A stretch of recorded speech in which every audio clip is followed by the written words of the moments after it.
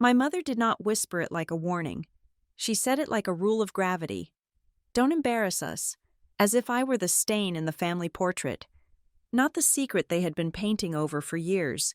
I would have stayed invisible if the bride's father had not lifted his glass, scanned the crowd, and asked the one question that turned the entire estate silent. My name is Zoe Cooper, and as I stepped out of the rented sedan onto the crushed white gravel of the Harrow estate, I felt less like a guest and more like a smudge on a camera lens that someone had forgotten to wipe away. The air in Watch Hill, Rhode Island, tasted different from the air anywhere else I had ever been. It did not smell like salt or seaweed. It smelled like cold cash and exclusionary zoning laws.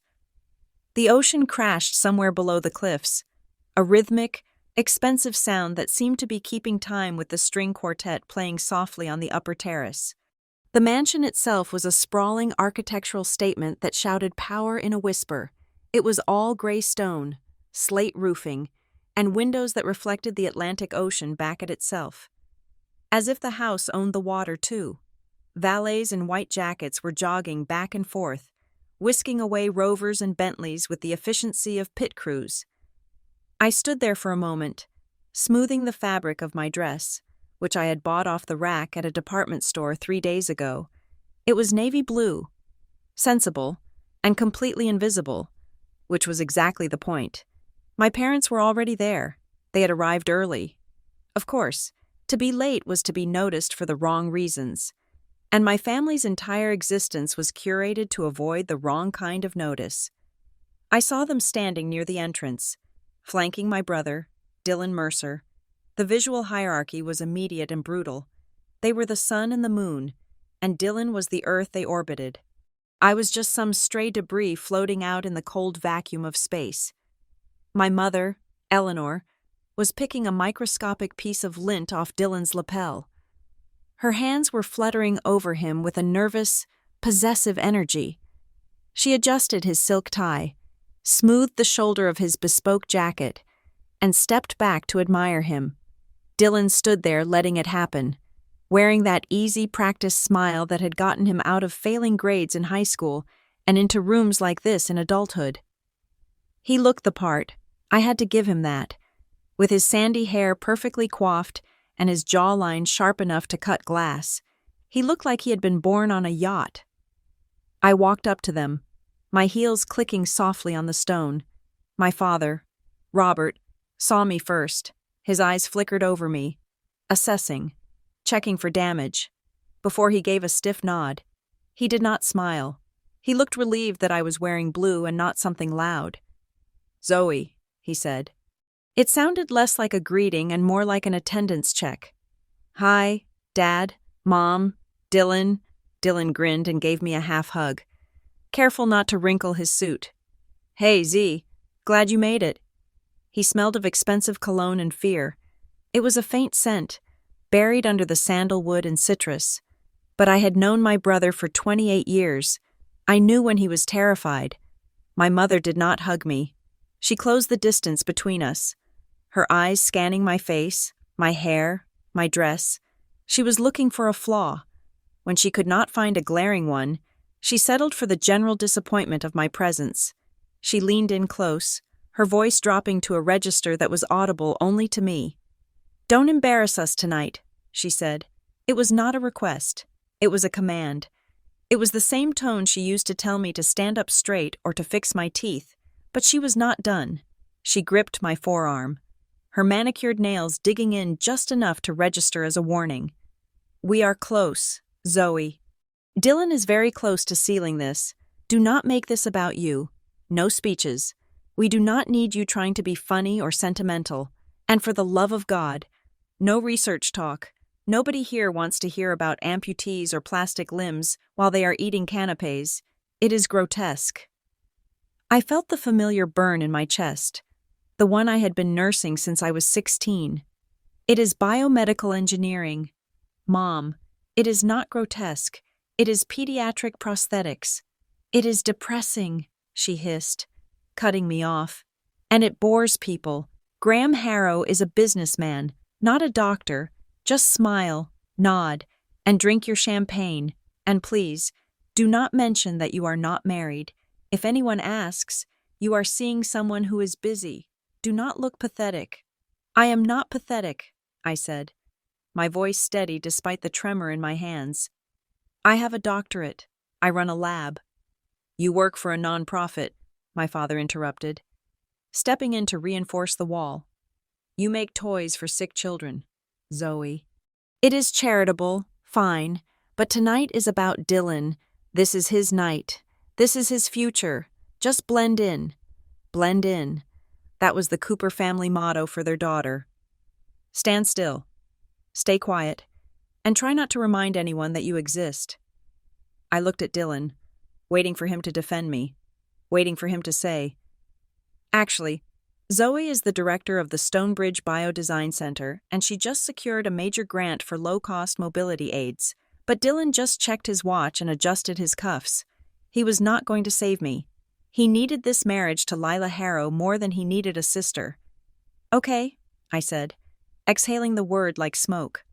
"I will be invisible." "Good," my mother said, releasing my arm. She smoothed her own dress, a shimmering silver gown that cost more than my first car. "Go find your seat. We need to do a lap with Dylan before the Harrows come down." They turned their backs on me in unison, a three-headed hydra of ambition, and walked toward the main terrace. I was left standing alone in the entryway, holding my purse like a shield. I made my way through the house. It was magnificent, in that cold, museum-quality way. The ceilings were 20 feet high, hung with crystal chandeliers that shattered the light into 1,000 rainbows. The guests were beginning to fill the space, a sea of black tuxedos and designer gowns. I recognized faces from the society pages and business journals: senators, hedge fund managers, tech moguls. This was not just a wedding engagement party, it was a merger of empires. I found the seating chart on an easel near the terrace doors. I scanned the names, my finger tracing down the calligraphy.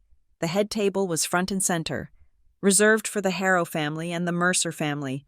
Friends of the couple were in the middle tier. Business associates were on the perimeter. I kept looking. I finally found my name, Dr. Zoe Cooper. It was at table 19. I looked up at the terrace layout. Table 19 was not just in the back. It was practically in another zip code. It was tucked into the far corner of the lower terrace, partially obscured by a massive decorative urn overflowing with white hydrangeas and behind a structural pillar. It was the kind of seat you gave to the embarrassing cousin or the unexpected +1. I walked over to it. The table was set for 8, but it was currently empty. From my chair, I had a great view of the stone pillar and the back of a waiter's station. If I craned my neck, I could see the ocean. I could not see the head table at all. This was not an accident. My mother had helped plan the seating. I knew her handwriting on the draft charts. She had put me here. She had physically marginalized me to ensure that I could not accidentally wander into a conversation that mattered. I sat down, placing my clutch on the table. A waiter appeared instantly, offering me a glass of champagne. I took it, not because I wanted to drink, but because I needed something to do with my hands. From my vantage point, or lack thereof, I watched the theater of the evening unfold. I could see the main crowd through the gaps in the floral arrangements. Dylan was in his element. He was moving through the clusters of guests with the grace of a figure skater. I watched him laugh at a joke I knew he did not get. I watched him shake hands with a firm, two-pump grip that screamed sincerity. He was charming, handsome, and completely hollow. I saw a man in a gray suit ask him something, gesturing with a cigar. Dylan nodded seriously, made a vague hand motion that encompassed the horizon, and patted the man on the shoulder before pivoting away. I knew that move. That was the, "I have no idea what you just asked me, but I'm going to make you feel like we agree" maneuver. He was avoiding any real questions about his career. To the Harrows. Dylan was an investment consultant with a boutique firm. In reality, Dylan had bounced between 3 startups in 4 years, none of which had survived his tenure, and was currently consulting for our father's struggling logistics company while looking for a golden parachute. Lila Harrow was that parachute. Speaking of Lila, I spotted her near the string quartet. She was breathtaking, but not in the way my brother was. She did not look manicured. She looked radiant. She was wearing a simple white silk dress that moved like water. What struck me was not her beauty, but her posture. She was leaning in to listen to an elderly woman in a wheelchair, holding the woman's hand in both of hers. She was not scanning the room for better options. She was present. A moment later, a server dropped a tray of empty flutes near her feet. The crash silenced the immediate area. Before the server could even turn red, Lila was on her knees, helping him pick up the shards. She was laughing, saying something that made the terrified server smile. She was genuine. She was warm. She was completely unaware that she was marrying a man who saw her as a line of credit. My stomach twisted. I liked her. That made this whole charade infinitely worse. Then, the atmosphere in the room shifted. It was a subtle physical change, like the air pressure dropping before a storm. The conversations quieted. Spines straightened. I saw heads turn toward the French doors. Graham Harrow had entered the terrace. The bride's father was a man who did not need to shout to be heard. He was in his 60s, with silver hair and a build that suggested he chopped his own wood on weekends despite owning half the eastern seaboard. He moved through the crowd with a calm, terrifying authority. People did not just move out of his way. They parted like the Red Sea. He stopped to shake a hand here, nod at a guest there. He was the gravity that held this entire world together. I shrank back in my seat, suddenly grateful for the hydrangeas. A man like Graham Harrow had no business with a woman like me. I was a biomedical engineer who spent her days in a basement lab trying to figure out how to make a prosthetic knee joint cost less than $50. I was not part of this ecosystem of high finance and old blood. I took a sip of champagne and watched my parents. They had maneuvered themselves into Graham's path. But not aggressively. They were hovering, waiting for the perfect moment to be acknowledged. I saw them pause near a large glass pane that acted as a windbreak for the terrace. They thought no one was watching. I saw my mother check her teeth in the reflection. Then, she turned to my father. She said something, and he adjusted his smile. He widened it, crinkling his eyes to look more approachable, less desperate. My mother nodded, critiquing the performance. They adjusted their posture, squaring their shoulders, lifting their chins. It was chilling. They were not two parents happy for their son. They were actors rehearsing a role called We Belong Here. They were terrified that at any moment, someone would tap them on the shoulder and ask to see their ticket. I looked down at my hands. They were rough from lab work, the nails short and unpolished. I thought about the email I had received yesterday from my team at Stonebridge. We had finally cracked the tensile strength issue on the pediatric ankle joint. It was a breakthrough that would help thousands of kids in developing nations walk to school. It was the proudest moment of my career. Don't embarrass us. My mother had said, no research talk. To them, my work was a parlor trick that did not work at parties. To them, I was just the daughter who did not marry money, the one who worked too hard for too little, the one who had to be hidden behind a potted plant so she would not ruin the aesthetic. I sat there in the shadows of Table 19, listening to the laughter of people who had never worried about the cost of an MRI, and I felt a heavy, cold stone settle in my gut. I took another sip of champagne. It tasted bitter. I checked the time. It was only 6 in the evening. The night had barely begun, and I was already exhausted. I leaned back, resigning myself to 5 hours of silence. I would stay in my corner. I would keep my mouth shut. I would be the invisible Cooper. But as I watched Graham Harrow move closer to where my parents were posing, I had a strange, sinking feeling that the invisibility I had been promised was about to be revoked. My parents were smiling at the reflection of the life they wanted. But they had forgotten that glass is transparent, and eventually, everyone sees what is standing behind it. From my vantage point behind the hydrangeas, I became an unwilling anthropologist of my own family. I watched my parents work the room with a desperation that was almost impressive in its sheer, sweaty tenacity.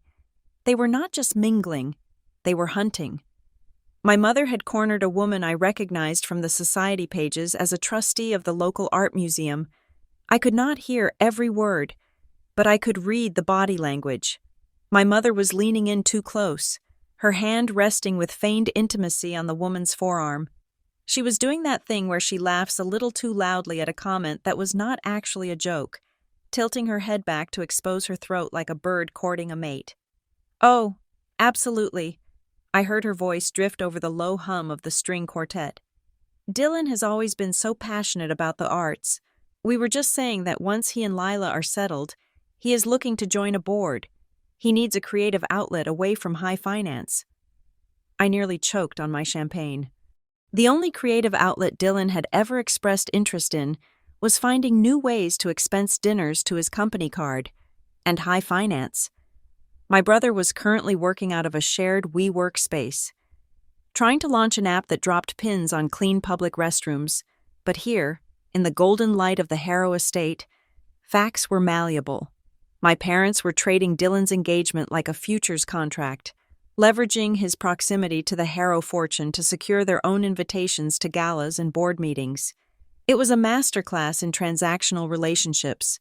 They were selling access to a son they did not really know, to people they did not really like, for a status they could not really afford.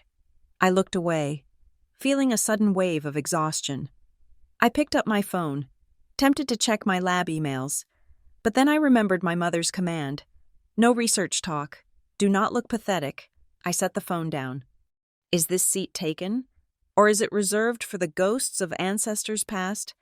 I looked up. Standing next to my table was a woman who looked like she had been carved out of expensive marble. She was older, perhaps in her early 70s, with a bob of steel-gray hair cut so sharply it could probably slice fruit. She wore a black tuxedo suit that made every ball gown in the room look frivolous. She was holding a martini glass with a single olive, and she was looking at me with an expression of amused curiosity. "It is open," I said, gesturing to the empty chair across from me. "Although I should warn you, the view is mostly shrubbery and the back of a waiter." She laughed, a low, dry sound. "Perfect. I have been trying to escape a conversation about polo ponies for 20 minutes. I hate horses. They are beautiful, but they bite." She sat down, crossing her legs with an elegance that made me sit up straighter. "I am Evelyn Klein." The name hit me like a physical tap on the forehead. Evelyn Klein. She was not just a guest. She was a legend in the medical tech world. She sat on the board of 3 major hospital networks and had funded half the biotech startups in Boston in the 90s. "I know who you are," I said, before I could stop myself. Then I flinched, remembering my orders to be invisible. "I mean, nice to meet you. I am Zoe." "I know who you are too, Dr. Cooper," she said calmly, taking a sip of her martini. I froze. My hand tightened around the stem of my glass. "You do?" "Stonebridge Biodesign," she said, ticking the name off like an item on a grocery list. "The Pediatric Low-Cost Initiative. You published a paper 6 months ago on the use of recycled thermoplastics in variable load joints. I read it. The section on stress distribution was brilliant. A bit dry in the methodology, but brilliant." My heart did a double beat. Someone here knew my work. Someone here had actually read the methodology section. "You read the paper. That journal has a circulation of about 500 people. Graham Harrow gave it to me," she said. The world tilted slightly on its axis. "Excuse me, Graham Harrow. The man whose daughter is marrying my brother." Evelyn smiled, and this time there was a glint of mischief in her eyes. Graham is a voracious reader of anything related to mechanical engineering. He started his career in manufacturing, before the hedge funds and the real estate. He loves the nuts and bolts of things. He has been following your work for 3 years. Zoe, 3 years. I stared at her, trying to process this. "That is impossible. My work is small scale. We are barely funded." "Which is why he tried to contact you," Evelyn said. She set her glass down and leaned forward slightly. "About 2 years ago, he sent an inquiry through a university liaison. He wanted to discuss funding a pilot program for your variable load knee. He never heard back." My mind raced backward, tearing through the mental filing cabinet of my memory. 2 years ago, I was drowning in grant applications and teaching undergraduate labs. I remembered an email. It had come from something generic, like the Harrow Group. The subject line had been inquiry regarding patent collaboration. I felt the blood drain from my face. Oh my God. You remember it? I deleted it, I whispered, horrified. I thought it was a corporate buyout attempt. We get these sharks sometimes who want to buy the patent rights and shelf the technology so it does not compete with their high-end models. I did not even open it. I just saw group and patent and hit delete. Evelyn threw her head back and laughed. It was a genuine, delightful sound that drew a few stares from the nearby tables. You deleted Graham Harrow. Oh, that is rich. He thought you were playing hard to get. He actually respected you more for it. He told me. That woman does not care about the money. She only cares about the work. I sat there, stunned. My parents had spent the last 5 years groveling for a scrap of attention from people like the Harrows. They had curated every inch of their lives to appear worthy of this circle. And I, the family disappointment, had casually thrown a multimillionaire's offer into my digital trash bin because I was too busy actually doing the work my parents despised. He wants to meet you tonight, you know, Evelyn said, her voice dropping to a conspiratorial whisper. He saw your name on the guest list well. He had to ask for the full list because your parents only listed you as guest initially, and he lit up. He is bored to tears by these finance types. He wants to talk about thermoplastics. My mother told me not to speak, I said, the irony tasting like ash in my mouth. She specifically said no research talk. Evelyn's eyes narrowed. She looked over my shoulder, and her expression hardened. Well, speak of the devil. I turned. My parents were drifting toward us. They had clearly spotted me talking to Evelyn Klein, and had decided that I was currently ruining their social standing. They moved with that synchronized, predatory grace, smiles plastered on, eyes darting around to see who was watching. Mrs. Klein, my mother exclaimed, her voice pitching up an octave. She ignored me completely, positioning herself so her back was partially blocking my view of the party. I am so sorry if our Zoe is bothering you. She can be quite passionate about her little projects. I hope she has not been boring you with technical details. On the contrary, Evelyn said, her voice cool and sharp. We were having a fascinating discussion about structural engineering. Your daughter is remarkably articulate. My father stepped in, placing a hand on my mother's shoulder, smiling tight. You are too kind, Evelyn. Zoe is very dedicated to her charity work, but please, do not feel obligated to entertain her. We know how valuable your time is. Charity work, Evelyn repeated, the words rolling around her mouth like a bad taste. I believe she runs a biomedical research facility. Robert, that is hardly a soup kitchen. My father stiffened. It was a microscopic reaction, a tightening of the jaw, a flare of the nostrils. He had been corrected by someone he needed to impress. Regarding a daughter he was trying to hide, he did not know how to process it. Of course, he stammered. Biomedical. Yes, we are very proud. You should be, Evelyn said. She stood up, smoothing her tuxedo jacket. I see Graham signaling me. Zoe, do not go anywhere. We are not finished. She gave me a wink that my parents could not see. And then she walked away, leaving a vacuum of silence in her wake. My mother turned on me the second Evelyn was out of earshot. Her face was a mask of fury. What did you say to her? She hissed. I told you to blend in. Evelyn Klein is one of the most influential women in New England. You do not just chat with her. She sat with me. Mom, I said, keeping my voice low. She wanted to talk about my work. Your work. My mother laughed. A short, cruel sound. Nobody wants to talk about your work. Zoe, she was being polite. God, you are so socially inept. She was probably looking for an excuse to leave. And you just kept babbling. She said Graham Harrow reads my papers, I said quietly. My father scoffed. Do not be ridiculous. Graham Harrow runs an empire. He does not read obscure medical journals. Stop making things up to feel important. Just sit there, drink your drink, and stop accosting the VIPs. They turned and walked away before I could respond, diving back into the crowd to repair whatever damage they imagined I had caused. I watched them go, feeling a strange mix of anger and pity. They were so terrified of the truth that they could not even recognize it when it walked up and introduced itself. A few minutes later, Dylan appeared. He looked rattled. There was a sheen of sweat on his upper lip that the ocean breeze had not dried. He scanned the area, saw I was alone again, and hurried over. "Hey," he said, checking his phone. "Everything okay? Mom said you were bothering Evelyn Klein." "I was not bothering her," I said. "She likes me, which is more than I can say for the rest of this family." Dylan ran a hand through his hair. "Look, just keep it down. Okay, I am trying to close a conversation with a guy from a venture capital firm in New York. He is asking a lot of questions about my time at the logistics startup." "The one you got fired from after 4 months?" I asked.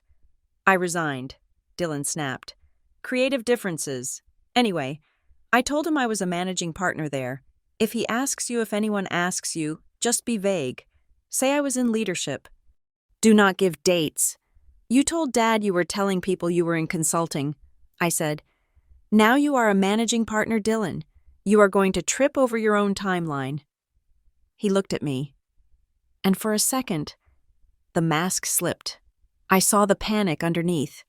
He was 28 years old, and he had built a life out of smoke and mirrors. He was marrying a woman who thought he was a rock, when in reality he was just sand. "It is just for tonight," he said, his voice pleading. "Once we are married, it does not matter. The Harrows have connections. I can get a real position then.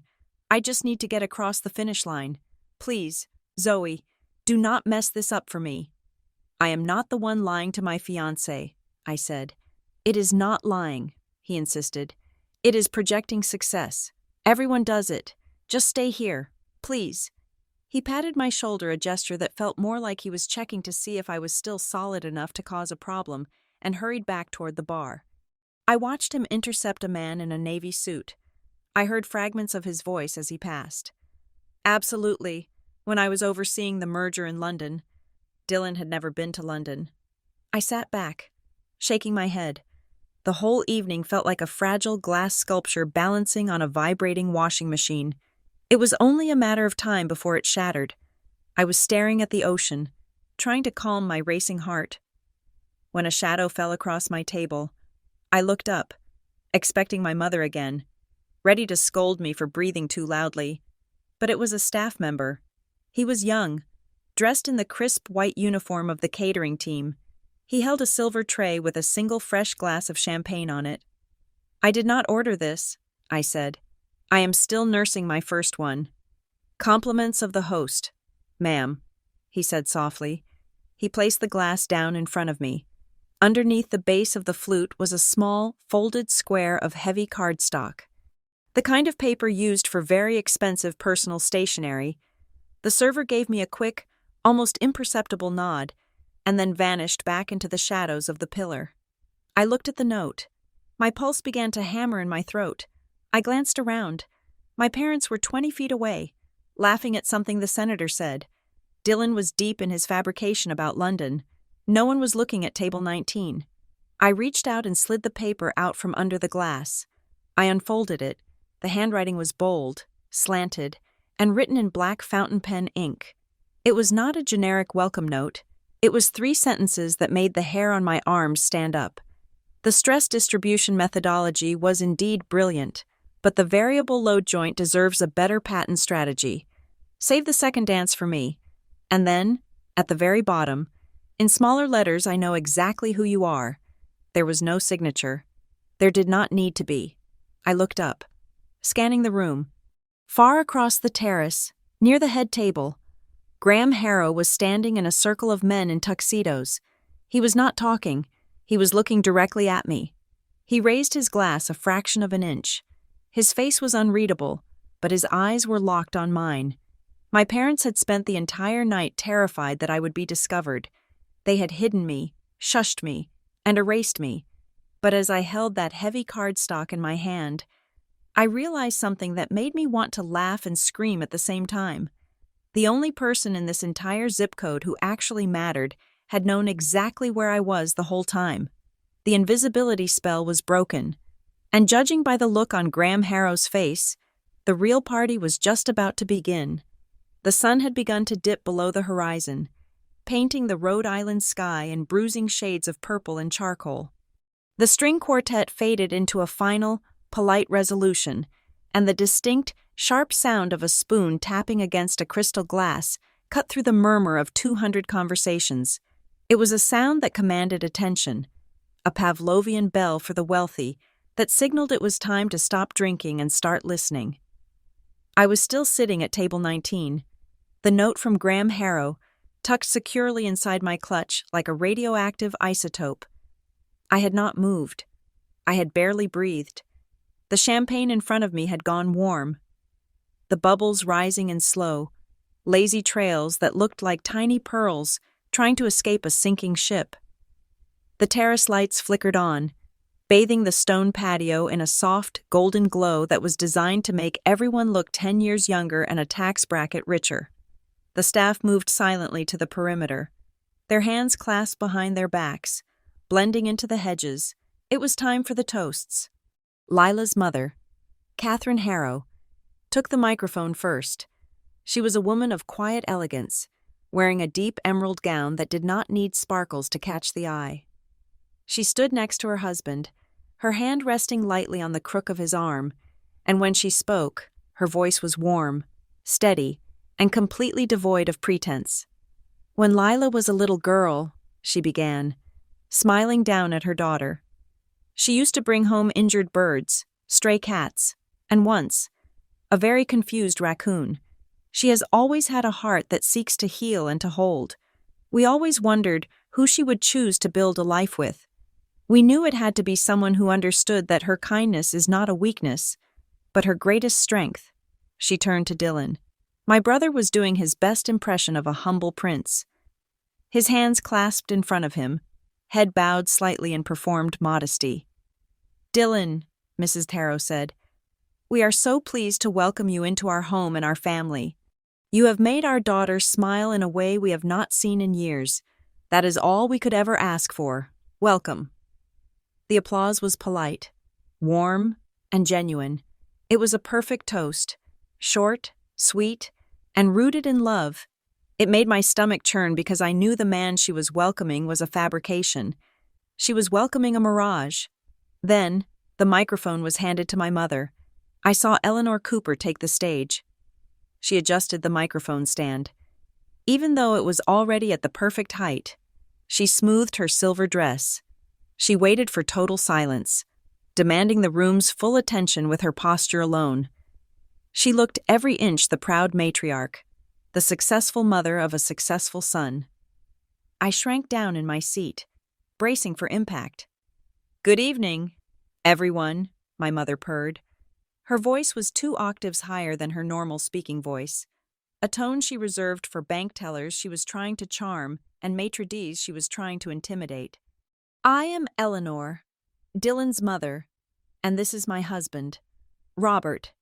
She gestured to my father, who stood a step behind her, looking like he wanted to dissolve into the landscaping. "When we look at Dylan," she continued, "we see a young man of such extraordinary potential. From the moment he was born, he had a presence, a light. He has always been the kind of person who draws others in. He has a gift, really, a gift for connection, a gift for seeing the world not as it is, but as it could be." I dug my fingernails into my palms. Potential, presence, gift. These were the words you used when your son had no resume. She was talking about his vibes because she could not talk about his achievements. She could not say he was a captain of industry, so she said he was a captain of spirit. "We are so incredibly proud of the man he has become," she said, her voice trembling with a carefully manufactured emotion. "He is our heart. He is our legacy. And seeing him standing here today, in this beautiful setting, joining this magnificent family well, it is the culmination of everything we have ever dreamed of for our child." Our child. Singular. I waited. I held my breath, waiting for the addendum, the obligatory footnote. And of course, we are so happy our daughter Zoe could be here to celebrate with him. It never came. She smiled, raised her glass, and said, "To Dylan and Lila, may your life be as beautiful as this evening." The applause was enthusiastic, but I felt a cold hollow opening up in my chest. It was not just that she had ignored me, it was that she had effectively erased me from the narrative of the family entirely. In her version of the story, the Coopers had one child, one legacy, one point of pride. I was not even a footnote. I was a redaction. My father took the microphone next. He looked terrified. He held it like it was a live grenade that had already had the pin pulled. "Yes," he mumbled, clearing his throat. "What Eleanor said. We are very happy. Dylan, you have done well. Lila, you are lovely. To the happy couple." He handed the microphone back to the staff as fast as humanly possible, practically throwing it at the poor waiter. He stepped back, wiping his brow, looking like a man who had just survived a firing squad. The room chuckled, a low, forgiving sound. They interpreted his brevity as fatherly stoicism, rather than the panic of a man who was terrified of saying the wrong thing and toppling the house of cards. And then, silence fell. A different kind of silence. Graham Harrow stepped forward. He did not take the microphone from the stand. He detached it, holding it in his hand, walking out from behind the safety of the head table. He moved into the open space of the terrace, closing the distance between himself and the guests. The air pressure in the room seemed to drop. The waiters stopped moving. The wind off the ocean seemed to hold its breath. Graham Harrow was a man who commanded gravity. "Thank you, everyone," he said. His voice was deep, gravelly, and calm. It was the voice of a man who had negotiated billion-dollar mergers and stared down Senate subcommittees. "It is a rare thing to see two families come together like this." He paused, looking at Dylan. Dylan smiled, but it was tight. The corners of his mouth were twitching. "When a man asks for your daughter's hand," Graham said, pacing slowly back and forth, "you do certain things. You are a father. After all, you want to know who is coming into your house, who is coming into your life." He chuckled softly, and the room laughed with him. It was a nervous sound. "So, we looked into Dylan," Graham continued, his tone conversational, almost breezy. "We did our due diligence. Standard procedure. We looked at his background. We looked at his history." My parents were frozen. I could see them from my corner. My mother was holding her champagne glass so tightly I thought the stem would snap. My father was staring at his shoes. "We wanted to know about his character," Graham said, "because character is not what you say at a party. Character is what you do when you think no one is watching. Character is what you build with your own hands." He stopped pacing. He stood perfectly still in the center of the terrace. The silence was absolute. You could hear the waves crashing against the rocks below, a rhythmic thudding that sounded like a heartbeat. "And in looking at the Cooper family," Graham said, his voice dropping a decibel, becoming more intimate, more intense, "I found something very interesting. I found a discrepancy." The word hung in the air. Discrepancy. My mother's head snapped up. Dylan's smile finally broke, shattering into a look of pure confusion and dread. Graham turned. He was no longer looking at Dylan. He was no longer looking at the guests. He turned his body slowly, deliberately, until he was facing the back of the terrace. He was facing table 19. He scanned the darkness, his eyes narrowing slightly as he cut through the layers of decorative hydrangeas and stone pillars. "I have heard a lot about Dylan tonight," Graham said. "I have heard about his potential, his presence, his gift." He paused. "But I have a question." He took a step toward my direction, and his voice rang out, clear and sharp as a bell. "Where is Zoe Cooper?" The question hit the room like a thunderclap. Heads turned. 200 people shifted in their seats, craning their necks, looking around in confusion. Who the name rippled through the crowd in whispered echoes. Zoe. Who is Zoe? My parents went rigid. It was as if they had been struck by lightning. My mother's mouth opened, but no sound came out. My father looked like he was about to faint. Dylan looked at Graham, then at his parents, and then he started to scan the room frantically, his eyes wide with a mixture of terror and anger. He looked like a cornered animal. I sat there, frozen. My heart was hammering against my ribs so hard I thought it would bruise the bone. He had done it. He had actually done it. Graham did not wait for an answer. He did not need one. He knew exactly where I was. "Is Zoe Cooper here tonight?" he asked again. Louder this time. It was not a question of curiosity. It was a summons. I slowly stood up. My legs felt like they were made of lead. My hands were shaking. I stepped out from behind the pillar, moving away from the safety of the floral arrangement. The movement caught the light. "I am here," I said. My voice was small, barely a squeak. I cleared my throat and tried again. "I am here." Graham saw me. A slow, genuine smile spread across his face. It was the first time I had seen him smile like that all night. It wasn't the polite smile of a host. It was the satisfied smile of a man who had found exactly what he was looking for.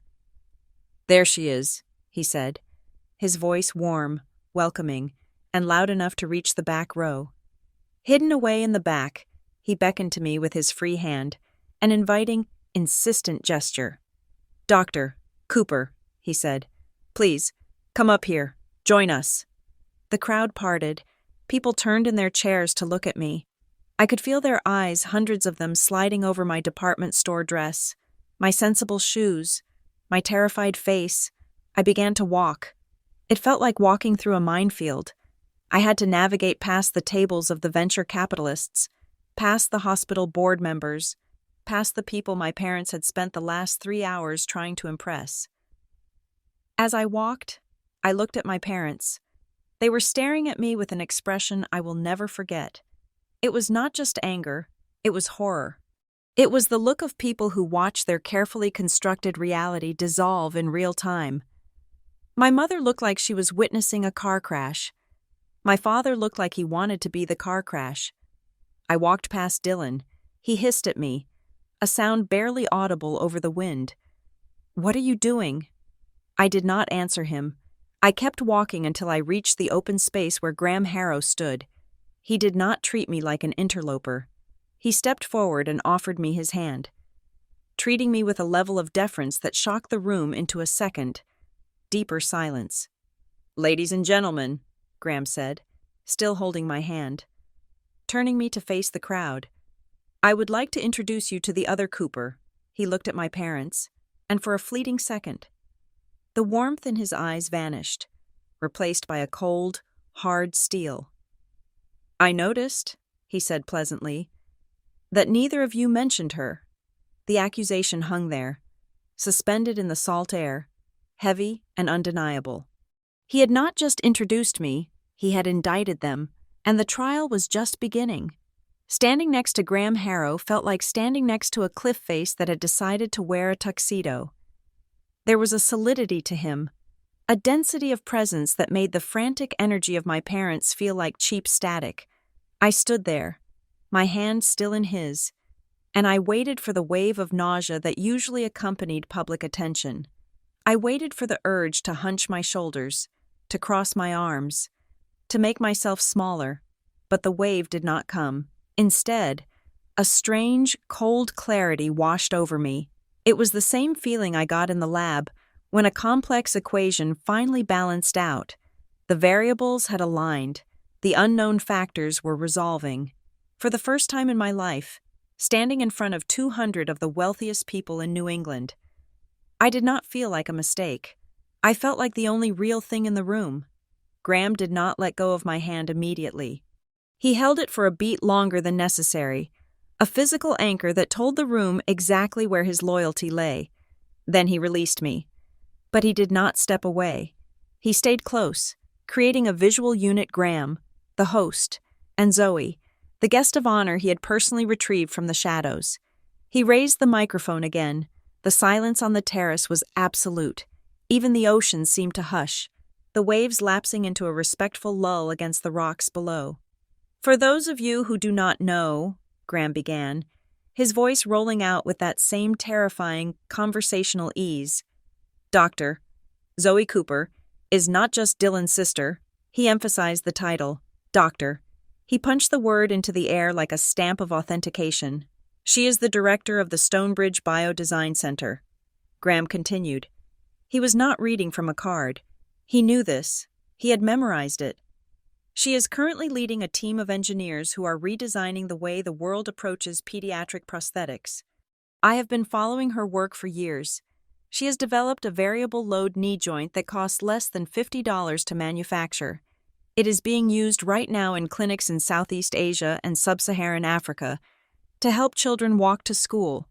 He paused, letting the information land. "While many of us in this room move money around," Graham said, his eyes scanning the crowd, landing briefly on a few of his hedge fund peers. "Dr. Cooper is moving humanity forward. She is doing the kind of work that most of us only write checks for at tax time. She is building miracles in a basement lab in Boston." The reaction was immediate and visceral. It started as a ripple, a murmur of surprise, a sharp intake of breath, and then it solidified. I saw the faces in the front row change. The politely bored expressions vanished, replaced by genuine astonishment. People leaned forward. A woman near the front, the one with the heavy diamonds who had been ignoring everyone, put her drink down and looked at me with wide, assessing eyes. It was admiration. I recognized it. Though I had never seen it directed at me in a setting like this, it was the look people gave to something valuable. My parents, however, did not look admiring. They looked like they were trapped in a nightmare where they were naked and everyone else was fully clothed. My mother's smile was still plastered on her face, but it had become rictus, a terrifying grimace of panic. Her eyes were darting between me, Graham, and the guests, trying to calculate the damage. My father had gone pale, his hands clasped so tight in front of him that his knuckles were white. Graham turned his body. He pivoted away from the crowd and faced my parents directly. It was a small movement, but it felt like a tank turret rotating to find its target. "Robert, Eleanor," Graham said. His voice was pleasant. It was cordial. It was the voice of a man asking a neighbor about their rose bushes. "I have to admit, I am confused." My father made a noise that sounded like a dry cough. "Confused, Graham?" "Yes," Graham said. "I have listened to 3 toasts tonight. I have heard a great deal about Dylan's charm. I have heard about his smile. I have heard about his, what was the word, vibes. A few people in the crowd chuckled, but it was a dark, nervous laughter. They sensed the trap snapping shut. But I did not hear a single word about the fact that your daughter is a leading researcher in her field," Graham said. "I did not hear a word about the grants she has secured. I did not hear a word about the lives she is changing." He let the silence stretch. It was excruciating. It was a weapon. "I noticed neither of you mentioned your daughter at all," Graham said softly. "Why is that?" The question was simple, but it carried the weight of an indictment. He was not asking for an explanation. He was asking them to confess. My mother, to her credit, or perhaps her detriment, tried to fight back. She was a survivor of 1,000 country club skirmishes, and she was not going to go down without spinning the narrative. She took a half step forward, smoothing her silver dress, trying to regain the center of gravity. "Oh, Graham," she said, letting out a breathless, airy laugh that sounded like glass breaking. "You are so kind to say all that. Really, we are very proud of Zoe. Of course, we did not want to distract from the engagement. Tonight is about Dylan and Lila. We did not want to overshadow their moment with technical details." She gestured vaguely at me, as if my career was a stain she was trying to wipe off the table. "We wanted to keep the focus where it belongs," she added, her voice gaining a little more confidence as she fell back on the rules of etiquette. "On the happy couple," Graham looked at her. He did not blink. He did not smile.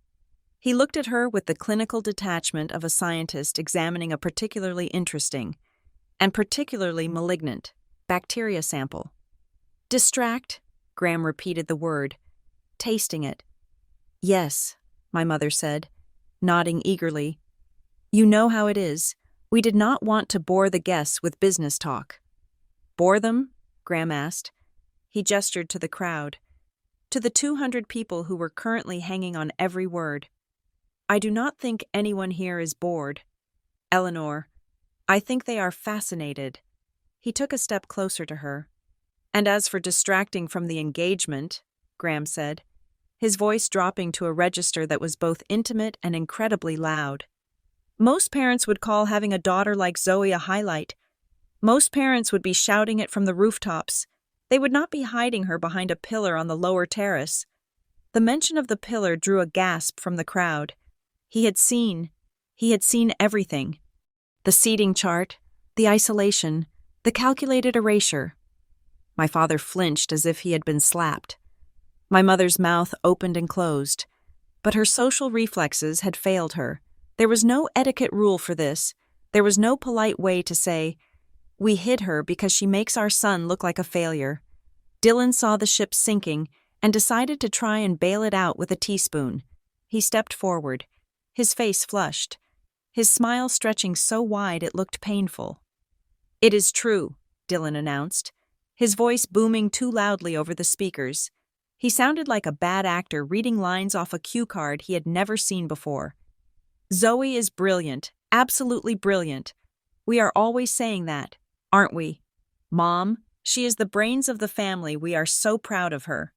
He reached out as if to pat my shoulder. But I took a subtle step back. His hand fell into the empty air. She is just so modest, Dylan continued, sweating visibly now. She hates the spotlight. We were just respecting her privacy. That is all it was. Right, Zoe? You hate this stuff. He looked at me, his eyes pleading. Save me. His eyes said, lie for me. Be the good sister and lie. I looked at him.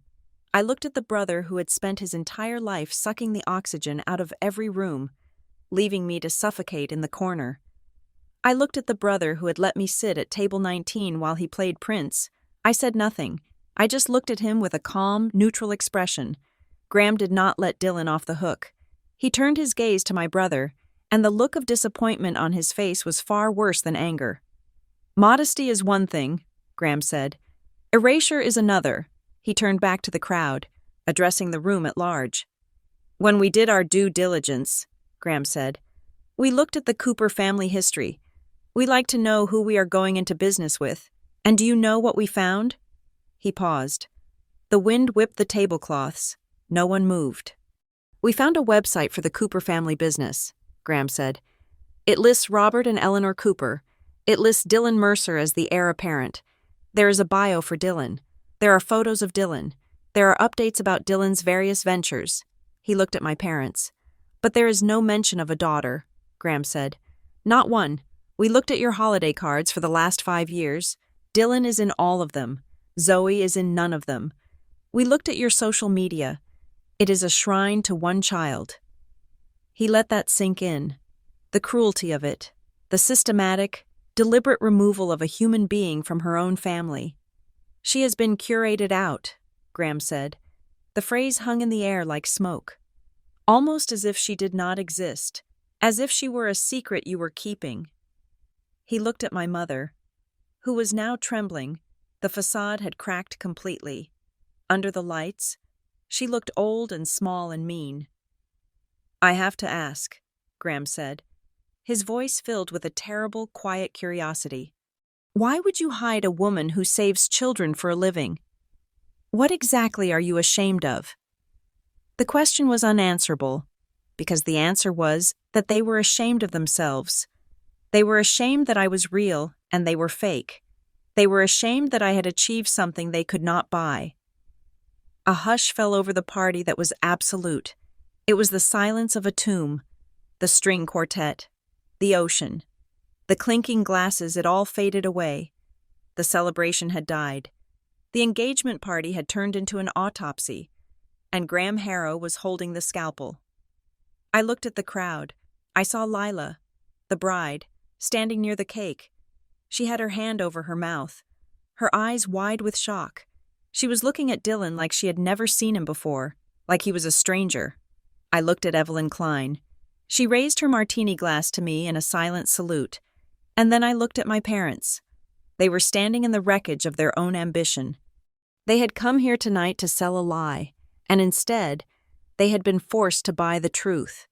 Graham turned back to me. The hardness left his face, replaced by that warm, respectful anchor.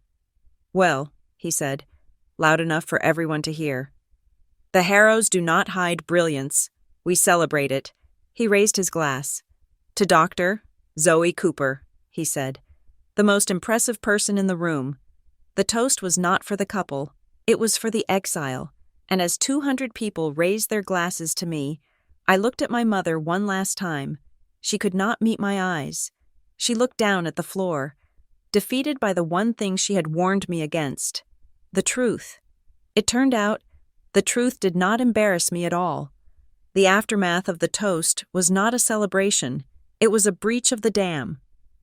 The moment Graham Harrow lowered his glass, the invisible barrier that had separated me from the rest of the party dissolved completely. I stepped down from the raised platform, my legs still trembling slightly from the adrenaline, and I expected to fade back into the woodwork. I expected the guests to clap politely and return to their conversations about tax shelters and summer homes. I was wrong. They swarmed. It started with Evelyn Klein, who was the first to reach me. She gripped my shoulders with hands that were surprisingly strong.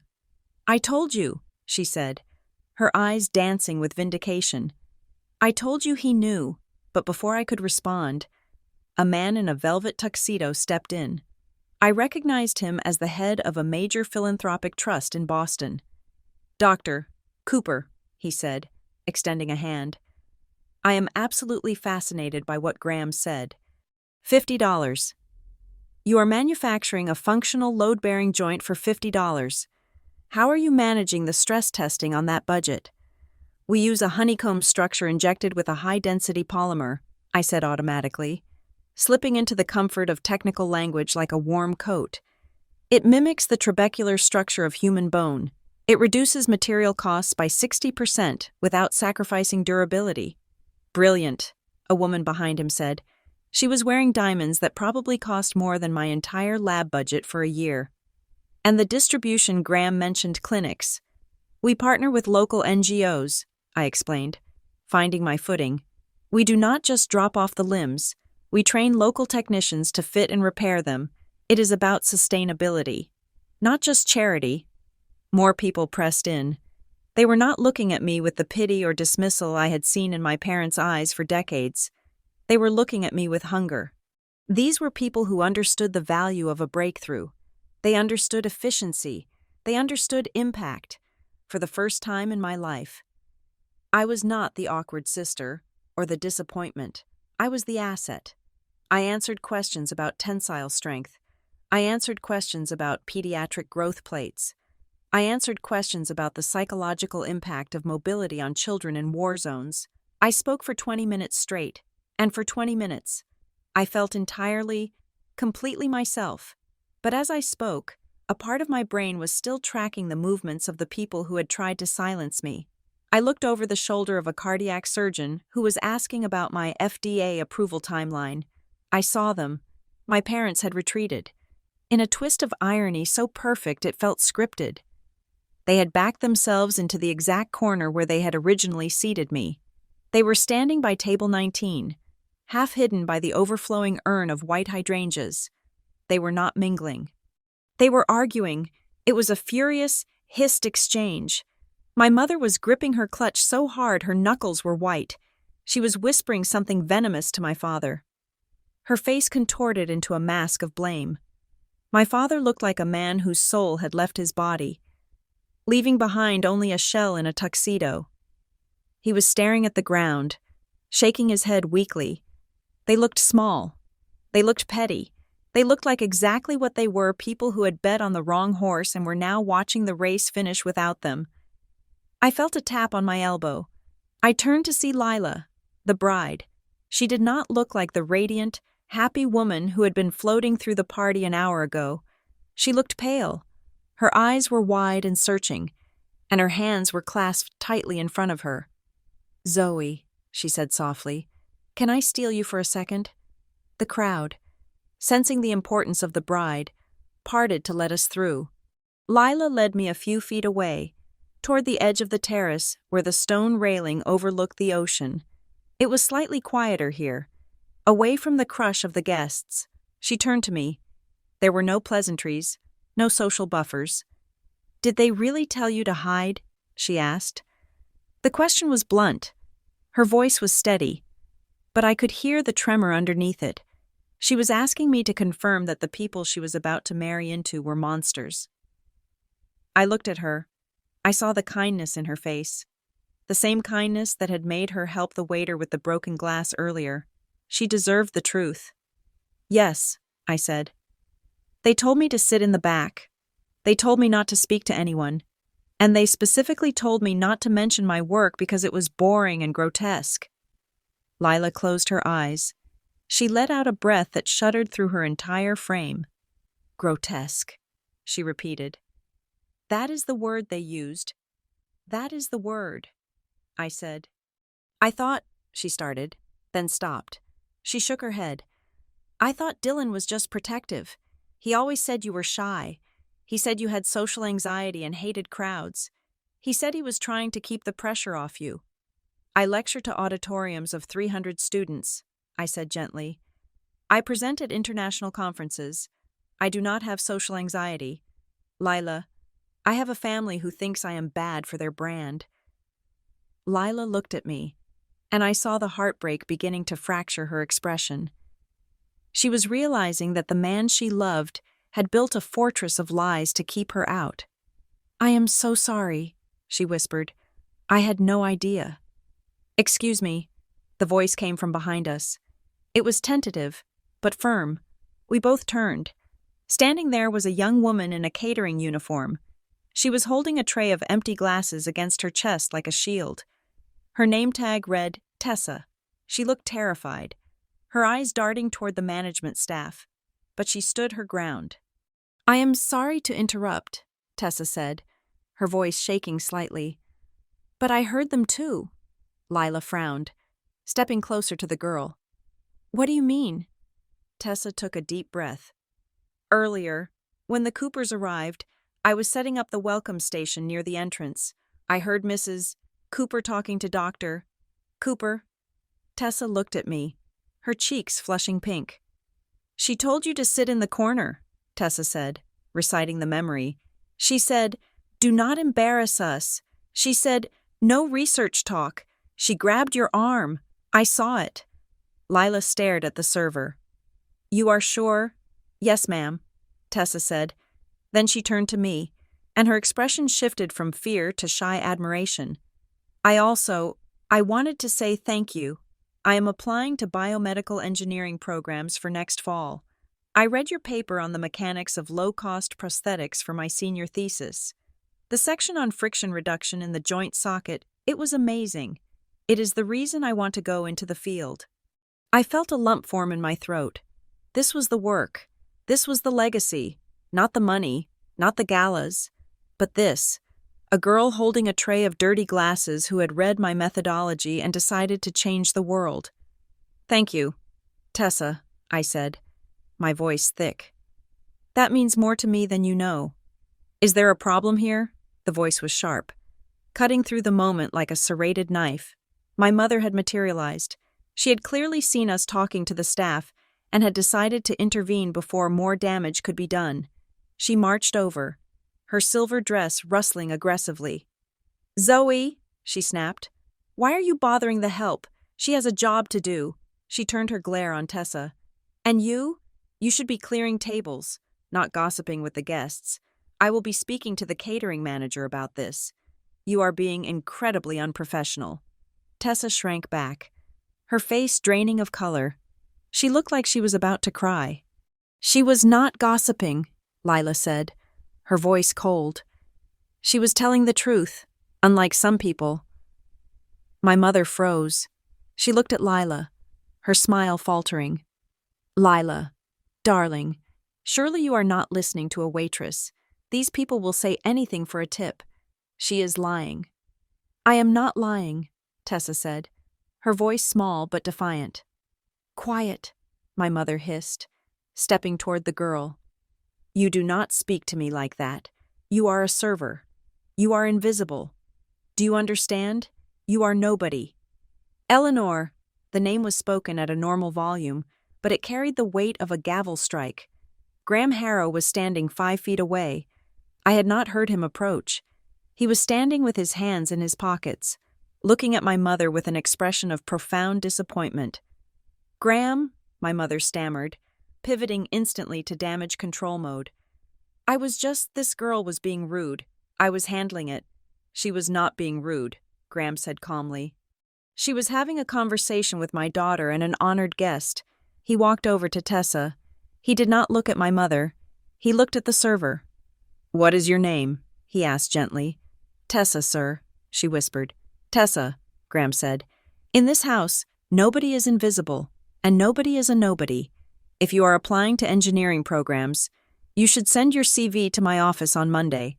We have a scholarship fund for promising students in the sciences. Tessa's jaw dropped. Sir, Go on now, Graham said kindly. Finish your shift. You are doing a fine job. Tessa nodded, tears welling in her eyes, and scurried away. Graham turned back to my mother. He did not yell. He did not raise a hand. He simply looked at her, stripping away every layer of social armor she possessed. Do not ever speak to someone in my home like that again, Graham said. Power is not about who you can silence.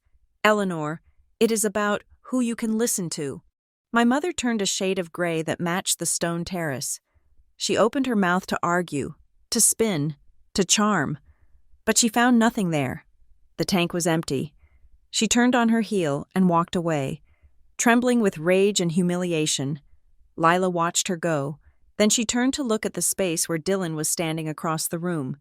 He was laughing with a group of men, unaware that the ground beneath him had just liquefied. He is just like her, Lila whispered. It was not a question. It was a realization. She looked at me. He is just like her. Isn't he? The charm, the need to control the image, it is all a performance. He has his moments, I said, trying to be fair, though I did not know why. But he learned from the best. Lila nodded slowly. The look in her eyes had changed. The starry-eyed adoration was gone. In its place was the cold, hard calculation of a woman who realizes she almost bought a house with a cracked foundation. I need to think, Lila said. She squeezed my hand. Thank you, Zoe, for being real. She walked away, heading not toward Dylan, but toward the interior of the house. She needed space. She needed silence. I watched her go, feeling a heavy sadness for her. She was a good person. She did not deserve this collision course with reality. You planned this. I jumped. Dylan had materialized at my side. He had dragged me into the shadow of a large decorative pillar, away from the prying eyes of the guests. His face was flushed, his eyes wild. He was sweating through his shirt. The charm was gone. The prince was dead. This was the real Dylan, the one who threw tantrums when he did not get the toy he wanted. Excuse me, I said. You planned this, he hissed, his finger jabbing toward my face. You set this up. You talked to Graham beforehand. You gave that waitress money to speak up. You did this to humiliate me. I looked at him. I looked at the brother I had spent my life trying to please, trying to support, trying to protect, and I realized that he was not just selfish. He was delusional. I did not speak to Graham until 10 minutes ago, I said calmly, and I have never met that waitress in my life. She just happened to read a paper I wrote.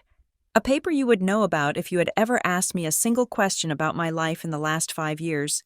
Bullshit, Dylan spat. You are jealous. You have always been jealous. You see me getting this life, this money, this family, and you cannot stand it.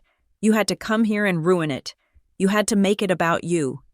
"I did not make it about me," I said, my voice rising slightly. "Graham did, because he respects work. Dylan, he respects truth. He saw a discrepancy, and he asked a question." "You should have lied," Dylan said, his voice cracking. "When he asked you up there, you should have said Mom and Dad were right. You should have played along. That is what families do. They protect each other." "No, Dylan," I said, stepping closer to him. "That is what accomplices do. Families support each other. You do not want a sister. You want a prop. You are ruined to me," he snarled. "Do you hear me? After tonight, you are dead to me." "I was already dead to you," I said softly. "You just didn't expect the corpse to wake up and have witnesses." He stared at me, his mouth opening and closing. He had no comeback for that. He had no script for a version of me that fought back. "I am leaving," I said. "I have had enough champagne, and I have had enough of you." I turned and walked away. I did not walk back toward the party. I did not go to say goodbye to Graham or Evelyn. I needed to get out. I found a side exit, a small gate in the stone wall that led to a cliffside path. I pushed it open and stepped out. The wind hit me instantly. It was cold, smelling of salt and seaweed and vast, open space. I walked to the edge of the cliff and looked down at the dark water churning against the rocks. I took a deep breath. I filled my lungs with the cold air, letting it scour out the scent of expensive perfume and desperate lies. I felt light. I felt dizzy. For 28 years, I had been holding my breath, waiting for permission to exist. I had been living underwater, letting the pressure of my family's expectations crush me into a diamond they could sell. But tonight, the pressure was gone. I had breached the surface. I stood there in the dark, listening to the ocean, and for the first time in my life, I did not feel alone. I felt free. The morning after the engagement party, I woke up with a headache that had nothing to do with champagne and everything to do with the emotional whiplash of being publicly vindicated and privately disowned in the span of an hour. My phone had been buzzing intermittently since dawn. I had ignored every call from my mother and every text from Dylan. I knew what they would say. They would oscillate between blaming me for ruining their lives and begging me to fix it. I did not have the energy for either. Then, around 10 in the morning, a message came through from a number I did not recognize. "Graham gave me your number. I know you probably want to be left alone, but I need to speak with you. Not about Dylan, about you. Can we meet for coffee? Lila." I stared at the screen. Lila, the bride who had watched her fiancé unravel in real time. I debated ignoring it. I wanted to crawl back under my duvet and pretend the Harrows and the Coopers were fictional characters in a book I could close. But I remembered Lila's face on the terrace, the confusion, the kindness, the dawning horror. She was innocent in this collateral damage. I texted back a location. A small, independent coffee shop in downtown Providence, far enough away from Watch Hill that we were unlikely to run into anyone wearing a tuxedo or a monocle. When I walked in 40 minutes later, Lila was already there. She was sitting at a corner table, nursing a large mug of tea. She looked different. The glamorous, ethereal creature in the white silk dress was gone. In her place was a woman in a gray, oversized sweater and leggings, her hair pulled back in a messy bun. She looked tired. She looked human. I bought a black coffee and sat down across from her. "Hi," I said. "Hi," she replied. She wrapped her hands around the warm mug. "Thank you for coming. I know my family is probably the last thing you want to deal with right now." "Your father was actually the highlight of my evening," I said honestly. "It is my own family I'm trying to avoid." Lila managed a weak smile. "My dad has a way of doing that. He calls it leveling the room. He hates pretense. It makes him physically itchy." She looked down at her tea, watching the steam rise. The air between us was heavy, but it was not hostile. It was the heavy silence of two people standing in the wreckage of a car crash, checking to see if they were bleeding. I did not sleep last night, Lila said quietly. I stayed up thinking, replaying things, and the more I thought about it, the more I realized that I have been ignoring a lot of red flags. I took a sip of my coffee. What kind of red flags? The way Dylan talks, she said. She looked up at me, her eyes sharp and intelligent. He is charming.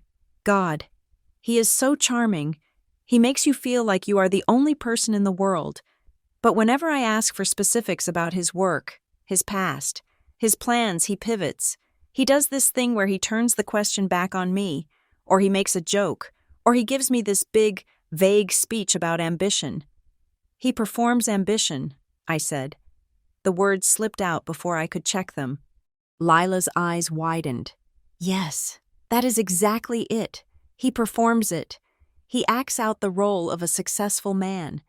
But there is no substance underneath. It is all smoke. She leaned forward.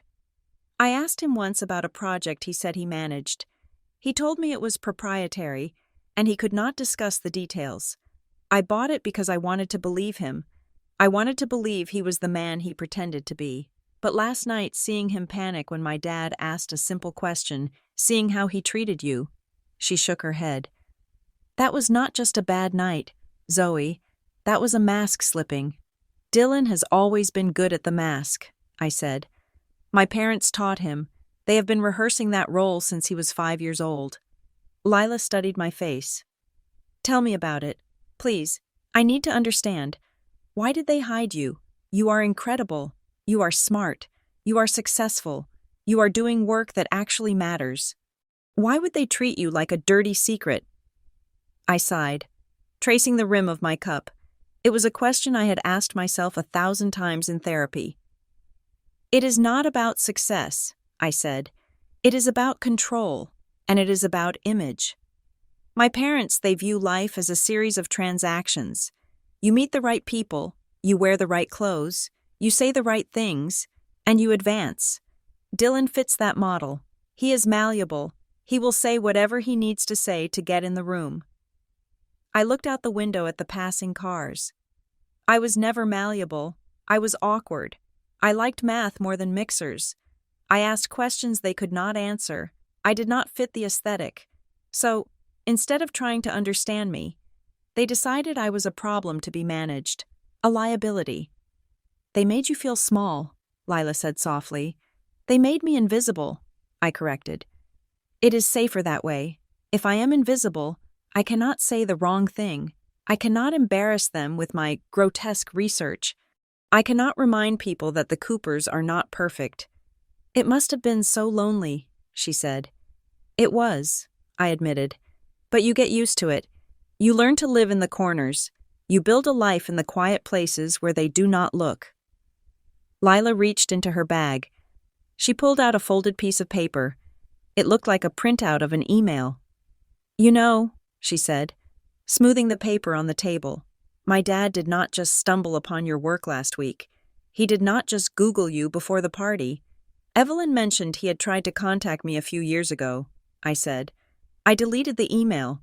I thought it was spam. He did try to contact you, Lila said.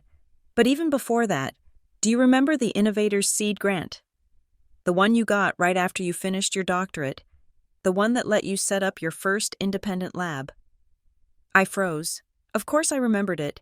It was $50,000. It was the money that had saved my career. I had applied for it blindly. A long shot for a young researcher with no major backing. When I got the check, I had cried for 2 days. I thought it was a miracle. Yes, I said slowly. It was an anonymous donor fund through the university. I never knew who it came from. Lila slid the paper across the table. It was a copy of a transfer authorization form, dated 4 years ago.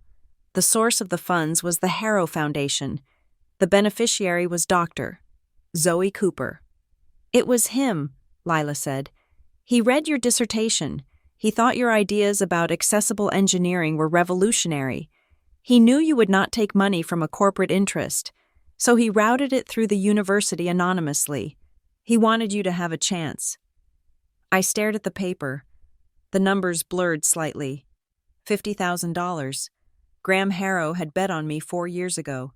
While my parents were telling me I was boring, while Dylan was telling me to get a real job, a complete stranger had quietly written a check that made my entire life possible.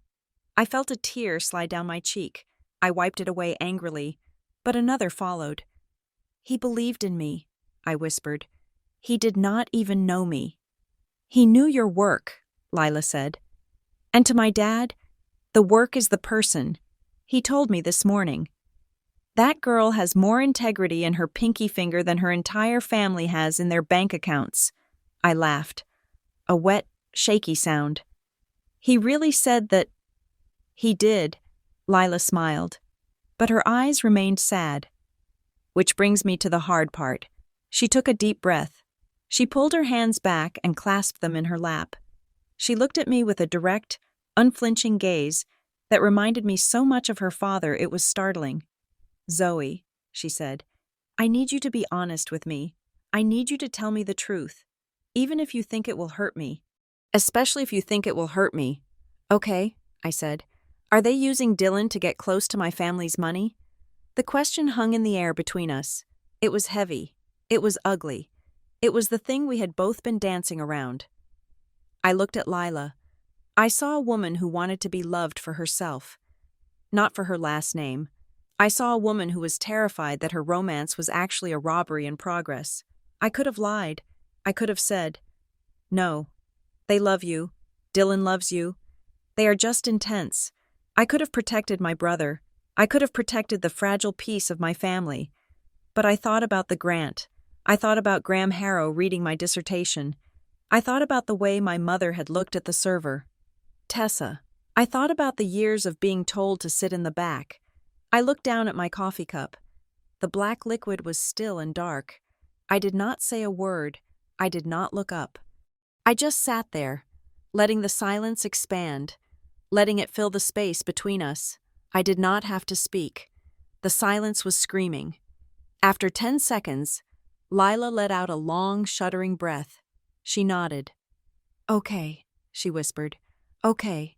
She did not cry.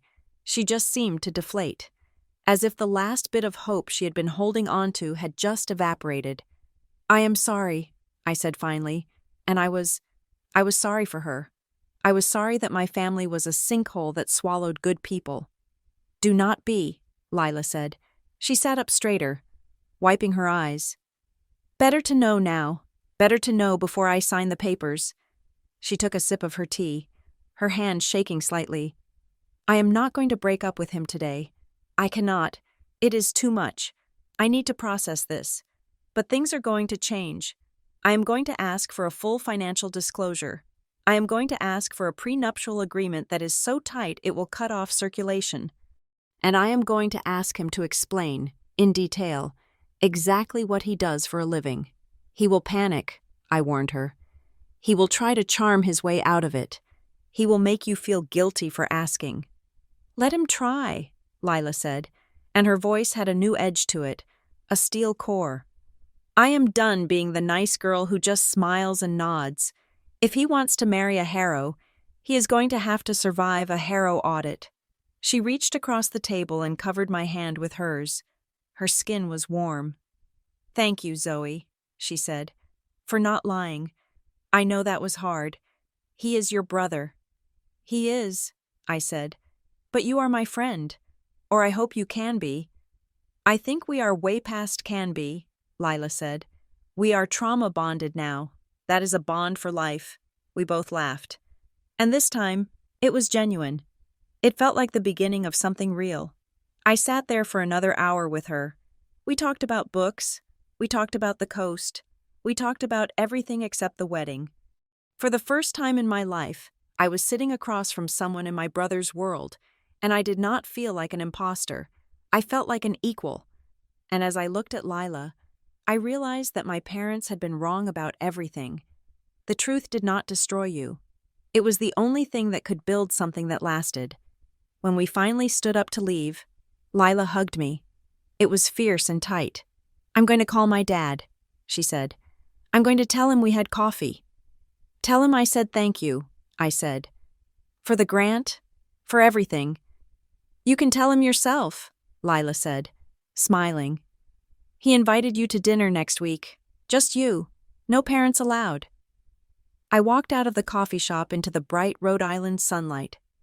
My phone buzzed in my pocket. It was a text from Dylan. You need to fix this. Call Mom. Now. I looked at the message. I looked at the command. I slid my thumb across the screen and deleted it. Then I put the phone back in my pocket and walked toward my car. I had a lab to get to. I had work to do. And for the first time, I did not have to hide it from anyone. The retaliation did not come with a scream. It came with a calendar invite. 3 days after the engagement party, I was sitting in my office at the Stonebridge Biodesign Center, staring at a spreadsheet of tensile strength data. When a notification popped up on my screen, it was a meeting request from Dr. Embarrass, the center's director. The subject line was blank. The time was now. Embarrass was a man who believed in efficiency. He did not call meetings without agendas unless the building was on fire or a donor had just written a check with 6 zeros. I walked down the hallway, the fluorescent lights humming overhead, feeling a prickle of unease that had nothing to do with my research. When I entered his office, Embarrass did not offer me coffee. He was standing by the window, looking out at the Boston skyline. He turned, his face unreadable. Sit down, Zoe, he said. I sat. Is everything okay? Embarrass, is this about the grant renewal? We received a communication this morning, he said. Moving to his desk, he slid a single sheet of paper across the mahogany surface. It was a printout of an email. It was sent to the Ethics Board, the Grant Oversight Committee, and the University Provost. It was anonymous. I picked it up. The text was short, formal, and devastating. To whom it may concern. It has come to my attention that there may be significant financial irregularities regarding the allocation of the Innovators Seed Grant managed by Dr. Zoe Cooper. Furthermore, there are growing concerns regarding Dr. Cooper's mental stability and her ability to lead a team in a high-pressure environment. We urge a full audit of her accounts and a review of her behavioral conduct before further funds are released. I read it twice. The phrasing was generic enough to be plausible, but specific enough to be lethal. Mental stability, irregularities, these were buzzwords that paused careers. Embarrass, I said, my voice steady. You know this is baseless. My books are open. Every penny is accounted for. I know that, Embarrass said, rubbing his temples. And I know you. You are the most disciplined researcher I have. But Zoe, when an allegation like misuse of funds hits the provost's inbox, we are legally required to trigger a review. Your accounts are frozen as of 9 this morning, pending an internal investigation. Frozen. I felt the blood drain from my face. Embarrass, we are in the middle of a prototype run. If I cannot pay the fabrication shop, we lose our slot. We lose months. I am sorry, he said. My hands are tied. Who would do this? Zoe. Do you have enemies in the field? A rival lab. I looked at the email again. I recognized the syntax. Significant irregularities. Behavioral conduct. It sounded like a performance review from a corporate HR department. It sounded like my father trying to sound official. It is not a rival lab, I said, placing the paper back on the desk. It is personal. I walked back to my office, my heart hammering a rhythm of pure rage against my ribs. My phone buzzed. It was a text from Dylan. You need to fix this. Call Mom and apologize. Tell them you were drunk. Tell them you lied. Or I will make sure people see the real you. I stared at the screen. The real me. The unstable one. The difficult one. The one who needed to be managed. They were not just mad. They were trying to dismantle my credibility so that if I spoke up again, no one would believe me. It was a preemptive strike. I did not reply. Instead, I sat down at my computer. If they wanted a war, I needed to know the terrain. I started digging. I did not look at family photos or text messages. I looked at the one place where truth actually lived: public records. I went to the United States Patent and Trademark Office database. I typed in Mercer, Dylan. I expected to find nothing. Dylan had never invented anything in his life unless you counted a cocktail made of energy drinks and cheap vodka. But the search returned a hit. A provisional patent application filed 4 months ago. Title Framework for Variable Load Suspension in Articulated Mechanics. My breath hitched. I clicked on the filing. The abstract was dense, filled with legal jargon, but the diagrams were unmistakable. It was my knee joint. It was the honeycomb structure. It was the specific geometry I had spent 3 years perfecting. And there, listed as the primary inventor Dylan Mercer, listed as a contributor Zoe Cooper. He had listed himself as the creator and me as the assistant. I felt a wave of nausea so violent I had to grip the edge of the desk. He had not just stolen my parents' attention, he was trying to steal my life's work. He was trying to monetize the very thing he had called grotesque. I looked at the legal representative on the filing. Sterling Associates. I quickly searched the firm. They were a boutique IP law firm in Boston. Their retainer fees started at $10,000. Dylan did not have $10,000. But 4 months ago, he had started dating Lila Harrow. He had used the social capital of dating a Harrow to secure a lawyer to steal his sister's invention, likely planning to sell the patent to a medical supply conglomerate for a quick payout once the marriage was secure. This was not a mistake. This was a strategy. I grabbed my bag. I did not go home. I drove straight to the Harrow Industries headquarters in downtown Providence. I did not have an appointment, but when I gave my name to the receptionist, she picked up the phone, whispered 2 words, and then directed me to the top floor. Graham Harrow's office was an expanse of glass and steel that overlooked the city. When I walked in, he was standing by a whiteboard, looking at a schematic for a wind turbine. He capped his marker and turned to me. "Zoe," he said, "to what do I owe the pleasure you look like you are ready to hit someone?" "I might be," I said. I did not sit down. "My parents flagged my lab for a financial audit this morning, and I just found out my brother filed a provisional patent on my research 4 months ago." Graham's eyebrows rose a fraction of an inch. He did not look shocked. He looked focused. "The honeycomb joint?" "Yes."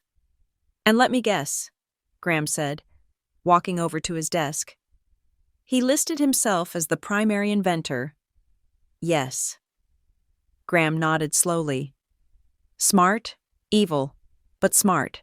If he controls the IP, he controls you. He knew you would never sue him because he is family, and if you did, he would claim you were the erratic sister he was trying to help." "I need a lawyer," I said. "Not a family lawyer, a shark." Graham sat on the edge of his desk. He looked at me with that same intense scrutiny he had used on the terrace. "I can make a phone call. Zoe, I know the best IP litigator on the East Coast. She eats provisional patents for breakfast."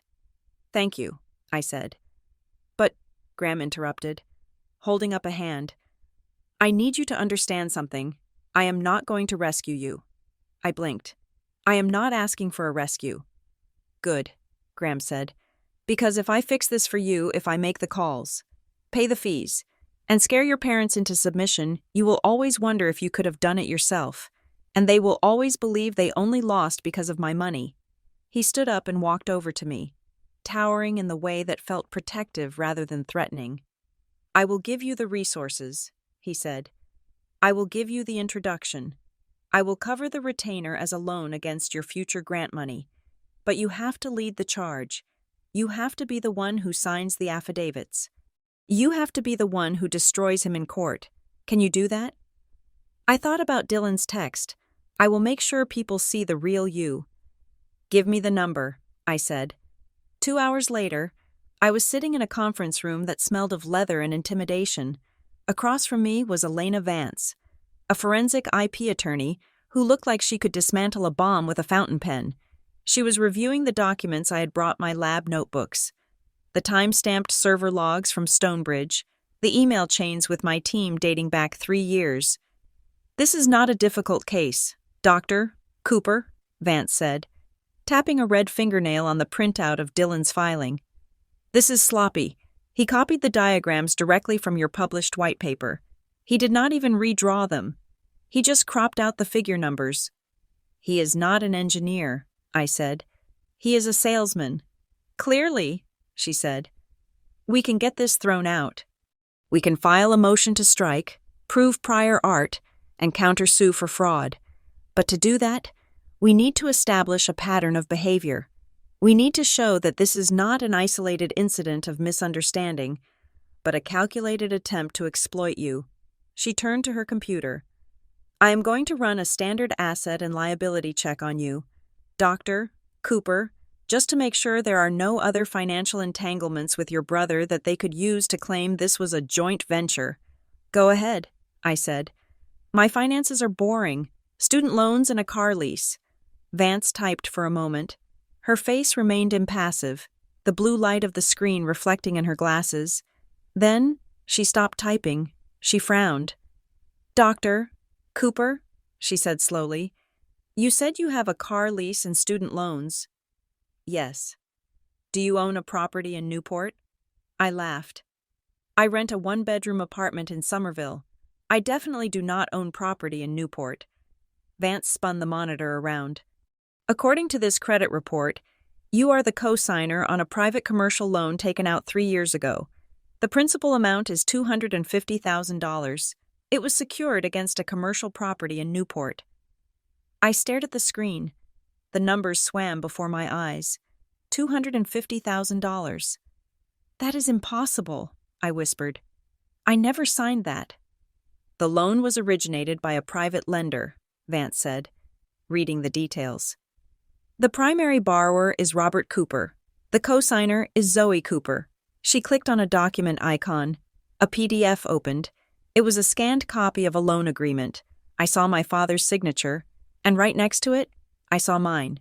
It was a good forgery, but it was a forgery. The loop on the Z was too wide. I did not sign this, I said, my voice shaking. What was this money for? Vance scrolled down to the purpose of loan section. Capital infusion for startup venture, DM Logistics, DM, Dylan Mercer. I felt the room spin. 3 years ago, that was when Dylan had founded his logistics company. That was when my parents had told me they were so proud of him for striking out on his own. That was when they had taken me out to dinner for my birthday, and my father had asked me to sign a stack of insurance forms for my car because he was switching carriers. I remembered that night. I remembered signing 5 or 6 papers without reading them because I trusted him, because he was my father.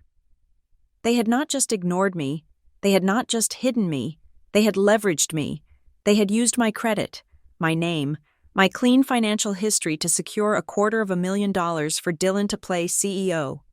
They forged my signature, I said, the realization hitting me like a physical blow. Or they tricked me into signing it. They put me on the hook for $250,000. And if Dylan defaults, Vance said quietly, the lender comes after you. They garnish your wages. They seize your assets. They ruin your credit. She looked at me with sympathy. Dr. Cooper, this is not just civil fraud. This is identity theft. This is grand larceny. I sat back in the leather chair. I thought about the engagement party. I thought about my mother telling me not to embarrass them. They were not afraid I would embarrass them by being awkward. They were afraid I would embarrass them by being solvent. They needed me to be the invisible. Submissive daughter, because if I ever looked too closely at the books, I would see that they had been cannibalizing me to feed Dylan. The betrayal was not a sudden event. It was not a single toast. It was structural. It was the architecture of my entire adult life. Dr. Cooper, Vance asked, how do you want to proceed? I looked at the screen. I looked at the name, Robert Cooper, next to the fake Zoe Cooper. I remembered Graham's words. I supply the ammunition. You pull the trigger. I sat up straight.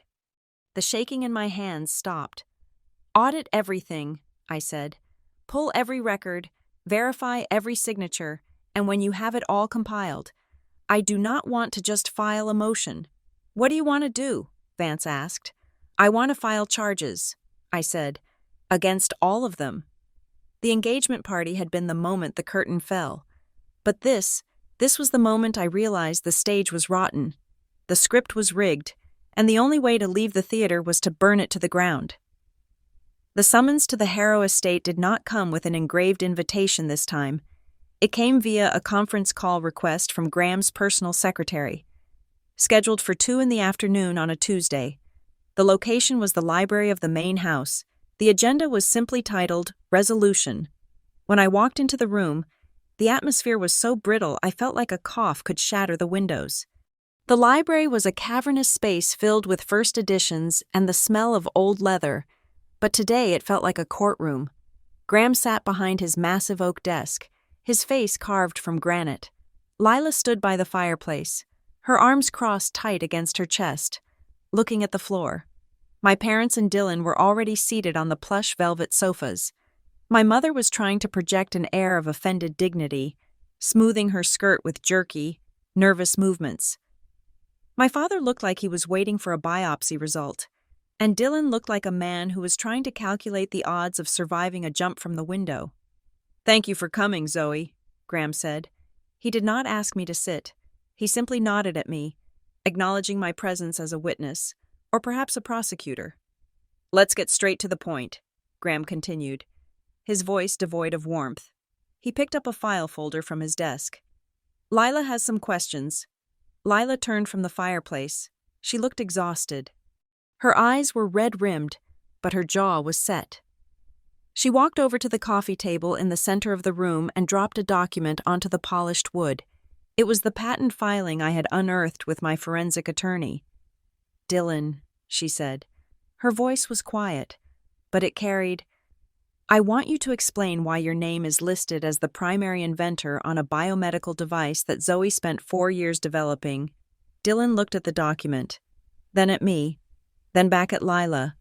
He let out a laugh that sounded like air escaping a tire. "This," he said, waving a hand dismissively. "Babe, it is administrative. You know how startups work. We were protecting the IP for the family. Zoe is busy with the science side. She does not understand the legal framework. I filed it to keep it safe so some big pharma company did not swoop in and steal it. I was doing her a favor." "A favor," Lila repeated flatly. "By listing yourself as the inventor, by omitting her name from the primary claim." "It is a placeholder," Dylan insisted, leaning forward, his charm operating at max capacity. "We were going to amend it later. Right, Mom? We talked about this.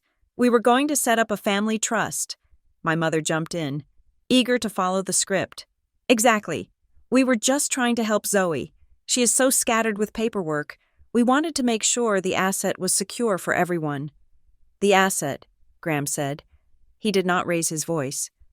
"You mean Zoe's intellectual property, which you attempted to secure in Dylan's name. Using a lawyer Dylan retained 2 weeks after he met my daughter." Dylan flinched. "That is a coincidence. Look, Graham, with all due respect, this is a misunderstanding. Zoe is confused. She's been under a lot of stress lately.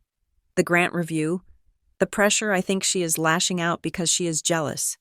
He turned to me, his eyes pleading and hateful all at once. "Zoe, tell them," he said. "Tell them you are just jealous of the engagement. Tell them you are trying to blow this up because you cannot stand that I am happy." I looked at him. I looked at the brother who had stolen my work, my credit, and my parents' love. "I am not jealous, Dylan," I said calmly. "I am litigious, and I have a forensic audit that says you never contributed a single line of code or a single schematic to that project. You cannot even pronounce the name of the polymer we use." "It is a composite," Dylan stammered.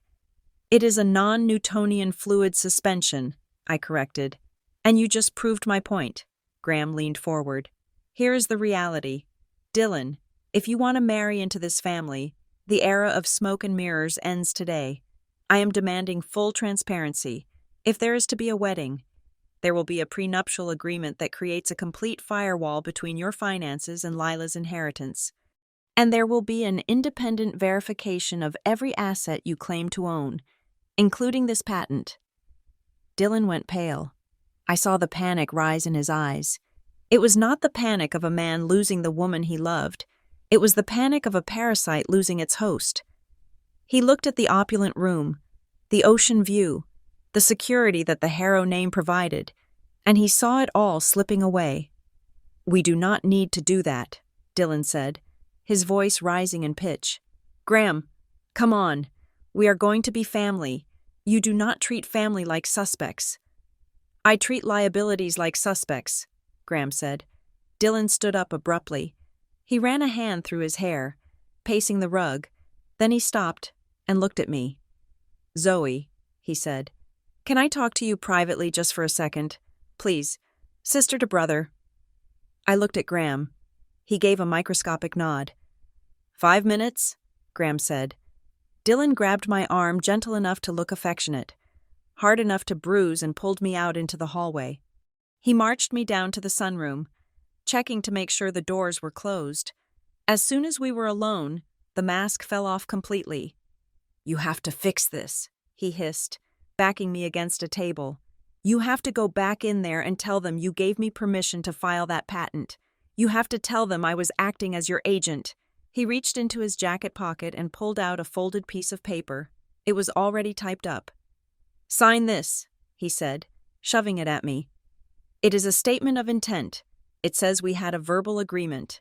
If you sign this, the audit goes away. The fraud charges go away. I can explain the rest to Graham." I looked at the paper. I, Zoe Cooper, acknowledged that Dylan Mercer acted with my full knowledge and consent. "I am not signing that," I said. "You have to," Dylan shouted, his face twisting. "Do you have any idea what you are doing? You are ruining me. I have debts, Zoe, real debts. If this merger with the Harrow family does not happen, I am dead in the water. I need this." "You called it a merger," I said softly. "You are marrying a person, Dylan, not a corporation." "It is the same thing," he snapped. "Grow up, Zoe. This is how the world works. You leverage what you have. And I had your little science project, and I had the Harrow connection, and I was going to make it work for all of us. Mom and Dad needed this too. Do you know how much money they sank into my logistics company? They are tapped out." "Because you stole it," I said. "You and Dad forged my signature on a loan." "We did what we had to do," Dylan screamed. "Because you were useless. You were off playing in your lab, making $50,000 a year. While we were trying to build a legacy. Your success. God, your success is embarrassing." I stared at him. "My success is embarrassing." "Yes," he yelled, finally saying the thing that had been festering for years. "It makes the family look weird. It makes us look small. You with your PhD, and your grants, and your saving the world nonsense. It makes Dad look like a failure because he cannot even run a trucking company. It makes me look like a joke. We had to control you because if we let you shine, everyone would see that we are just ordinary. You make us look like frauds by comparison." The silence that followed was ringing. He was breathing hard, his chest heaving. He had finally admitted it. They did not hide me because I was shameful. They hid me because I was real. And my reality exposed their fiction. "Wow," I said. "That is actually the most honest thing you have ever said." "Just sign the paper," Dylan said, his voice dropping to a menacing growl. "Or I swear to God, Zoe, I will bury you. I will tell everyone you are unstable. I will tell them you—" The door to the sunroom clicked open. Dylan spun around. Lila was standing there. She was holding the door handle, her knuckles white. Graham was standing behind her, and my parents were behind him. Lila looked at Dylan. Her face was not angry. It was absolutely devastated. "Lila," Dylan said, his voice jumping up 2 octaves into a panic. "Babe, we were just hashing out a sibling thing. Intense. You know." "I heard you," Lila said. Her voice was trembling. "I heard you say it was a merger. I heard you say you needed this." No. That was just, I was emotional." Dylan stepped toward her, reaching out. "Lila, please." Lila stepped back. She put a hand up, a physical barrier between them. "You do not love me," she said. It was a statement of fact. "You love the access. You love the doors I open. You love the safety net. That is not true, Dylan cried, tears actually forming in his eyes now, tears of frustration, not sorrow. I love you. I want to build a life with you. You want to build a legacy, Lila said. And you want to use my father's money and your sister's brain to do it. You are just a middleman. Dylan, you are a broker of other people's value. Graham stepped into the room. He was holding a tablet. There is one more thing, Graham said. He looked at my parents. My legal team just received a file from Dr. Cooper's forensic attorney. It concerns the provisional patent filing. My mother froze. We did not know anything about that. That was all Dylan. Really? Graham swiped a finger across the tablet. Because we have subpoenaed phone records from the attorney who filed it. There are 12 conference calls logged between Dylan's number, the attorney's office, and the Cooper family landline, including one call that lasted 40 minutes on the day the filing was submitted. He turned the screen around. It showed the call log. This was not a rogue act by a desperate son, Graham said. This was a family project. You all sat down, discussed how to strip Zoe of her rights, and executed it together. You coordinated the theft. My father collapsed onto a wicker chair, burying his face in his hands. My mother looked at the screen, and for the first time, I saw the fight leave her. She looked trapped. Lila looked at Dylan one last time. She took a deep breath, and she slowly pulled the engagement ring off her finger. It was a large, flawless diamond that my parents had undoubtedly pressured Dylan to buy on credit. She placed the ring on the table next to the statement Dylan had tried to make me sign. We need time, Lila said. Lila, please, Dylan begged, falling to his knees. It was pathetic. It was a performance of grief. But the audience had already left the theater. Do not do this. We can fix this. I will drop the patent. I will do the prenup. Anything. It is not about the prenup, Lila said, her voice breaking. It is about the fact that I do not know who you are, and I do not think I want to know any more. She turned to Graham. I would like to go to my room. Dad. Go ahead, sweetheart, Graham said gently. Lila walked out. She did not look back. The silence in the sunroom was heavy and suffocating. Dylan was kneeling on the floor, staring at the ring. My parents were standing like statues in the corner. Then, my mother's shock turned into the only emotion she knew how to process: blame. She turned to me. Her eyes were wild, filled with a venom that had been distilling for 20 years. Are you happy? She screamed.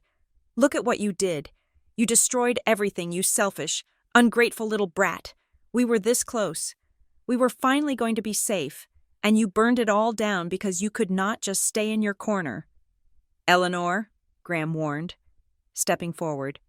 But I did not need Graham to defend me, not anymore. I looked at my mother. I looked at the woman who had told me not to embarrass her.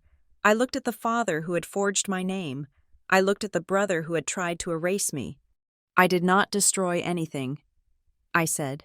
My voice was calm, steady, and clear. I just stopped hiding the evidence. I walked past them. I walked past the ring on the table. I walked out of the sunroom and back toward the library. I had a deposition to prepare for. And for the first time in my life, I wasn't afraid of what the record would show. The investigation into my professional conduct lasted exactly 14 days. It ended not with a bang, but with a 3-page PDF attached to an email from the university provost, CC'd to the entire board of directors at Stonebridge Biodesign. My parents and Dylan had hoped the anonymous complaint would trigger a scandal, a cloud of suspicion that would make me radioactive to donors and dangerous to employ. They had banked on the idea that in the world of high-stakes research, the mere accusation of misuse of funds was enough to kill a career. They were operating on the logic of gossip, where smoke always implies fire. But they had forgotten that I did not work in gossip. I worked in data. The audit report was, in the words of Aris Thorne, a love letter to bureaucratic obsessive compulsion. The forensic accountants had gone back 5 years. They found that not only had I not misused a single cent of the innovator's seed grant, But I had also personally subsidized the lab's coffee supply and paid for 3 rounds of intern stipends out of my own pocket when the budget was tight. The report concluded that my financial management was exemplary and unusually transparent. The university did not just reinstate my access, they issued a formal apology. My integrity, once a quiet personal code, was now a matter of public record, documented in bold Arial font, with the grant review dead in the water. The battle shifted to the patent. This was the part I had dreaded. I expected a long, drawn-out fight. I expected Dylan to drag it out, to lie on the stand, to force me to testify against my own brother in open court. I was ready for it, but I was not looking forward to the bloodletting. It turned out, parasites do not fight when you expose them to direct sunlight. They just wither. My forensic IP attorney, Elena Vance, requested a summary judgment meeting with Dylan's legal team. She brought one thing: a timeline. We had overlaid the timestamps of my original CAD files created 3 years ago with the creation dates on Dylan's provisional filing. It was humiliatingly simple. Dylan had not even bothered to rename the layer files in the design software. The metadata on his submission showed that the files had been copied from a shared family cloud drive, which I had foolishly used to back up my thesis data years ago, and pasted into a new document 2 weeks after he met Lila. Elena put it bluntly to Dylan's lawyer. Your client did not invent a variable load suspension system. He invented a save-as command. We are prepared to file for sanctions against your firm for knowingly submitting a fraudulent claim. Dylan's lawyer, a man who clearly realized he was not getting paid enough for this level of exposure, withdrew the patent application the next morning. There was no settlement. There was no negotiation. There was just a total, unconditional surrender. Dylan had tried to repackage his proximity to me into ownership of me, and he had failed. The morning the patent challenge was officially dropped, Graham Harrow called me. "It is done," he asked. "It is done," I said. I was standing on the balcony of my small apartment, looking at the parking lot, but feeling like I was standing on a mountain peak. "Good," Graham said. "Now we build." He invited me to his office, but this time, there were no schematics for wind turbines on the whiteboard. There was just a single sentence written in blue marker, the objective scale. Graham did not offer me a job. He offered me a kingdom. "I have been looking at the numbers," Graham said, pouring us both sparkling water. "Your lab at Stonebridge is doing miracles, Zoe, but you are bottlenecked by grant cycles. You spend 40% of your time begging for money and 60% doing the science. I want to flip that ratio." He slid a binder across the desk. "I am proposing a new structure," he said. "A standalone philanthropic foundation, fully endowed, 5 years of guaranteed operating capital. We pull you out of the Stonebridge ecosystem amicably. We will fund them too as a partner, and we set you up with your own facility. You run the science. I handle the back end. No profit motive, no corporate shareholders demanding quarterly returns. Just the mission." I opened the binder. The numbers were staggering. $10 million in initial seed funding, a dedicated fabrication facility, legal support. It was everything I had ever wanted. It was the dream. But the Zoe Cooper who sat in that chair was not the same Zoe Cooper who had walked into the engagement party 2 weeks ago. That Zoe would have said yes immediately. Grateful for the crumbs, the new Zoe knew that even gifts came with strings. I closed the binder. "I have conditions," I said. Graham smiled. It was a shark smile, but one of approval. "I would be worried if you did not." "I want a firewall," I said. "Complete separation between the Foundation's IP and Harrow Industries. I do not want your corporate arm borrowing my tech for high-end medical devices 2 years down the road. The patent stays open source for developing nations, protected by a Creative Commons license that prevents exclusive commercialization." "Agreed," Graham said without hesitation. "I want governance." I continued. "The board cannot just be you and your friends. I want 50% of the seats reserved for engineers and clinicians. People who actually know what a prosthetic leg feels like, not just what it costs." "Done," Graham said. "And," I said, taking a deep breath. I want transparency. Every dollar in and out is published. If we are going to do this, we are going to be the anti-Dylan. No smoke, no mirrors. Graham leaned back in his chair. You drive a hard bargain. Doctor, Cooper, but those are terms I can live with. In fact, they are terms I prefer. He picked up a pen and tapped the cover of the binder. There is one condition I have, however, he said. I tensed. What is it? The name, Graham said. I took the liberty of drafting the incorporation papers. I called it the Harrow Cooper Pediatric Mobility Initiative. I stared at him. Harrow Cooper? My name? Next to his? Not hidden in a footnote, not buried in an acknowledgement section, right there on the letterhead. You do not have to do that, I said. The Harrow name opens doors. My name just confuses people. Your name is the asset, Graham corrected me firmly. You are the scientist. You are the credibility. And frankly, Zoe, after the way your parents tried to erase you, I think it is high time we carved your name into the granite. I felt a lump in my throat.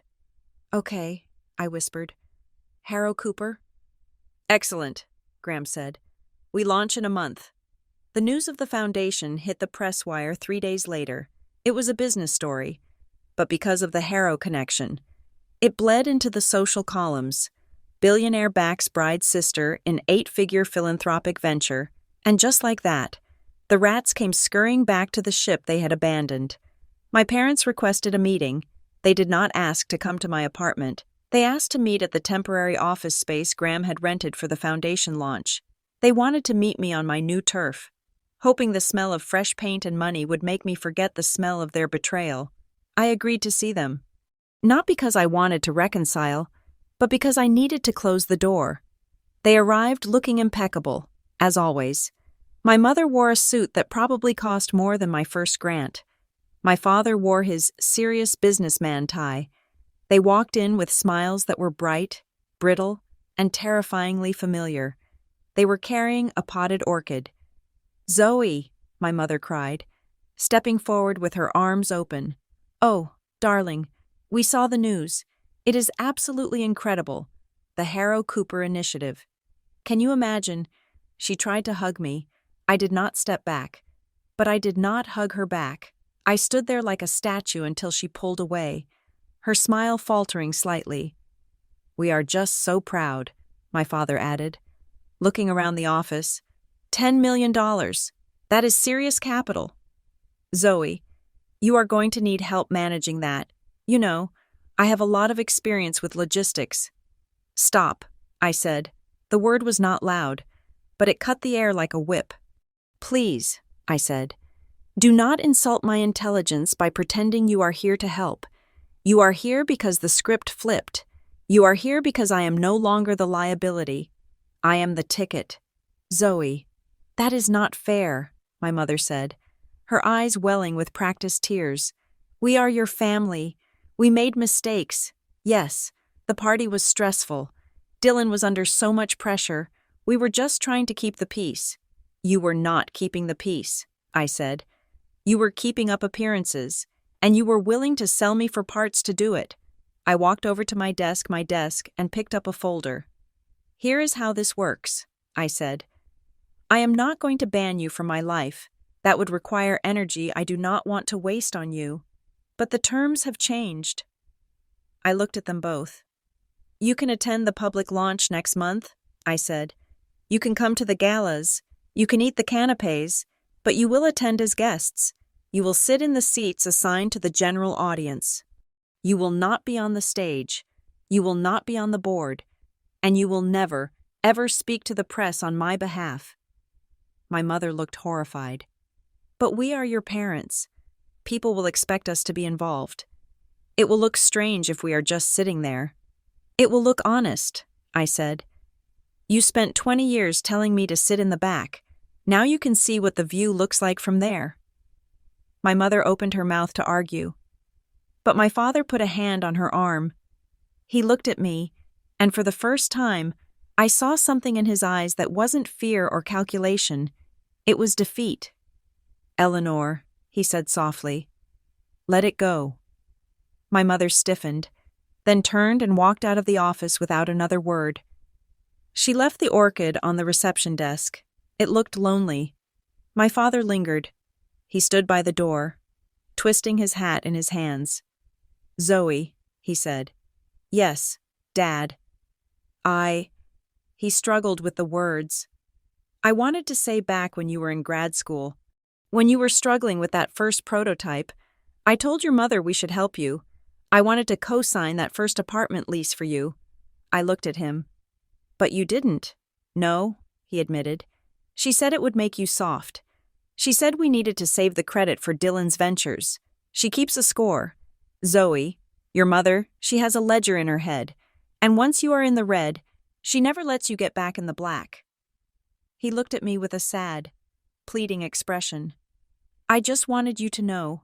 I tried. I just could not fight her on it. It is easier to just go along with her. It keeps the peace." I looked at this man who had forged my signature to save himself from an argument, this man who had watched me be humiliated for decades because he was too afraid to tell his wife to stop. "Dad," I said gently, "you think Mom is the villain of this story, and she is difficult, but do you want to know the truth?" He blinked. "What?" "She was mean," I said. "But you were a coward, and honestly, the cowardice did more damage, because you knew it was wrong, and you did it anyway. You did not keep the peace. Dad, you just made sure the war was only fought against me." He flinched. He opened his mouth, then closed it. There was nothing to say. The truth, stripped of all the family mythology, was just a cold, hard fact on the table. "Goodbye, Dad," I said. "I have work to do."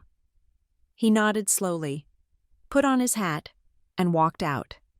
I stood alone in the quiet office. I looked at the orchid. I looked at the name on the door, Harrow Cooper. I realized then that my anger had finally evaporated. It wasn't replaced by forgiveness.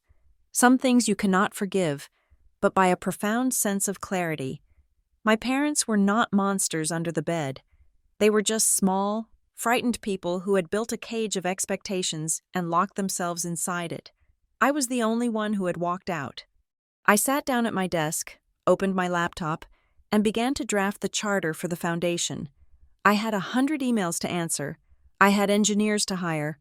I had a world to change. And for the first time, I did not have to ask anyone for permission to start. It has been exactly 365 days since I walked up the driveway of the Harrow estate in a dress I bought on clearance, terrified that the gravel crunching under my heels was too loud. Tonight, the gravel is the same. The salt air off the Atlantic Ocean smells exactly the same. The string quartet is even playing the same Vivaldi concerto they played the night my brother got engaged. But everything else has changed. I did not arrive in a rented sedan this time. I drove my own car, a sensible but very sleek electric model that I bought with my own salary. I did not walk toward the side entrance, the one reserved for vendors and embarrassing relatives. I walked straight to the double mahogany doors at the front of the house. The valet did not look through me. He stepped forward, opened my door, and smiled. "Good evening, Dr. Cooper," he said. "Welcome back." "Thank you," I said. And for the first time in my life, I did not feel the need to apologize for being there. The estate had been transformed. The terrace where I had once hidden behind a pillar was now the focal point of the evening. It was draped in silk banners, deep indigo and silver, bearing the logo of the Harrow Cooper Pediatric Mobility Initiative. Tables were set not for a wedding, but for a celebration of science and charity. I walked into the main hall. The noise of the crowd was a dull roar, the sound of 300 wealthy people discussing tax-deductible donations. But as soon as I stepped into the light of the chandelier, the noise shifted. It didn't stop, that would be dramatic, but it changed frequency. Heads turned. People nudged each other. I saw Evelyn Klein near the bar. She raised her martini glass to me, a silent callback to the night she found me in the shadows. I smiled back. I scanned the room for my parents. I found them. They were sitting in row 4, not the front row, not the VIP tables, They were in the general seating area, the seats reserved for friends of the foundation. My mother was wearing a gold dress that was trying too hard. My father was looking at his program with intense fascination, likely trying to avoid making eye contact with anyone who knew the truth about the loan he had forged. They saw me. My mother sat up straighter. She put on that familiar, bright smile, the one she used to wear when she was pretending we were a perfect family. She gave me a little wave, a gesture that said, "See, we are here. We are supporting you. We are part of this." I did not wave back. I just nodded. Once, and kept walking toward the stage. Graham Harrow was already at the podium. He looked older than he had a year ago, but stronger. The last year had been hard on his family, the engagement ending, the public fallout, the restructuring of his trust, but he wore the weathering well. "Ladies and gentlemen," Graham said, his voice booming over the speakers without effort. "Thank you for coming." The room quieted. "A year ago," Graham continued, "we stood on this terrace to celebrate a union. That union did not come to pass. But something else was born that night, something far more important." He looked down at me, standing in the wings. "We live in a world that is obsessed with image," Graham said. "We curate our lives. We filter our photos. We present the best version of ourselves, even if it is a lie. But science does not care about your image. Science only cares about the truth. And the truth is, there are children in this world who cannot walk because they were born in the wrong zip code." He paused. "Tonight, we are launching the first global initiative dedicated to fixing that problem, and we are doing it because one woman refused to stop working. Even when she was told her work did not matter." He stepped aside and gestured to the microphone. "Please welcome the director of the foundation," Graham said. "My partner, Dr. Zoe Cooper." The applause was not polite. It was thunderous. It washed over me like a physical wave. I walked up the stairs, my heels clicking on the wood. I stood behind the podium. I looked out at the sea of faces. I saw the venture capitalists who had once ignored me. I saw the socialites who had looked through me. And I saw my parents, clapping enthusiastically, looking around to make sure everyone saw them clapping. I took a deep breath. "Thank you," I said. My voice was steady. "Thank you to Graham for believing that a prosthetic knee was more interesting than a hedge fund. Thank you to my team, who are currently in the lab while we eat canapés, because they know the work does not stop for a party." I gripped the sides of the podium. "For a long time," I said, "I thought that impact was something you had to ask permission for. I thought you had to wait for someone to hand you a microphone. I thought you had to look a certain way, or marry a certain person, to be worthy of being heard." I looked directly at row 4. "I was taught that my work was boring," I said. "I was taught that it was grotesque. I was taught that the best thing I could do for the people I loved was to stay invisible." My mother's smile faltered. She shifted in her seat. "But invisibility is a luxury we cannot afford." I continued. "The children we serve are invisible to the healthcare systems in their countries. They are invisible to the insurance companies. If we stay quiet, they stay broken. So I am done being quiet." I turned the page of my speech. It was time for the business. "As part of our launch tonight," I said, "I am pleased to announce a significant contribution to the Foundation's endowment. As many of you know, there was a legal dispute regarding the intellectual property of the variable load suspension system." A ripple of whispers went through the crowd. Everyone knew the rumors about Dylan. "That dispute has been resolved," I said. "The patent challenge has been withdrawn with prejudice, and as part of the resolution, full restitution has been made for the unauthorized use of research data. That restitution, totaling $250,000, has been donated anonymously to the Foundation." I did not say Dylan's name. I did not have to. The number $250,000 was the exact amount of the loan my father had forged in my name. We had forced them to liquidate Dylan's logistics company assets to pay it back, and then we had funneled it right into the charity. It was poetic justice. Dylan's greed was now funding 3 clinics in Cambodia. "We are also expanding our board," I said. I would like to welcome our newest Director of Educational Outreach. I gestured to the side of the stage. Lila Harrow walked out. She looked stunning, but not in a bridal way. She was wearing a sharp black suit. Her hair was cut in a sleek, modern bob. She looked like a woman who ran things. The crowd gasped. To see the ex-fiancée standing next to the sister of the man she almost married was a tableau nobody expected. Lila took the microphone I offered her. "Thank you, Zoe," she said. Her voice was strong. "I learned a hard lesson this year. I learned that you cannot build a future on a foundation of secrets. I am proud to stand here with a woman who values truth over spectacle, and I am proud to help the next generation of engineers find their voice." She smiled at me. It was a real smile, born of coffee shops and shared trauma and the hard work of rebuilding. She handed the mic back to me and stepped back, standing as my ally, not my prop. I looked out at the audience one last time. My mother was beaming. She was leaning over to the woman next to her, I think it was the mayor's wife, and whispering something. I knew exactly what she was saying. She was saying, "That is my daughter. We are so proud. We always knew she would do great things." She caught my eye. She nodded at me, a look of conspiratorial pride, as if we were in this together, as if she hadn't spent 20 years trying to edit me out of the picture. I stopped. I went off script. "One last thing," I said. The room went silent. I looked directly at Eleanor Cooper. I locked eyes with her.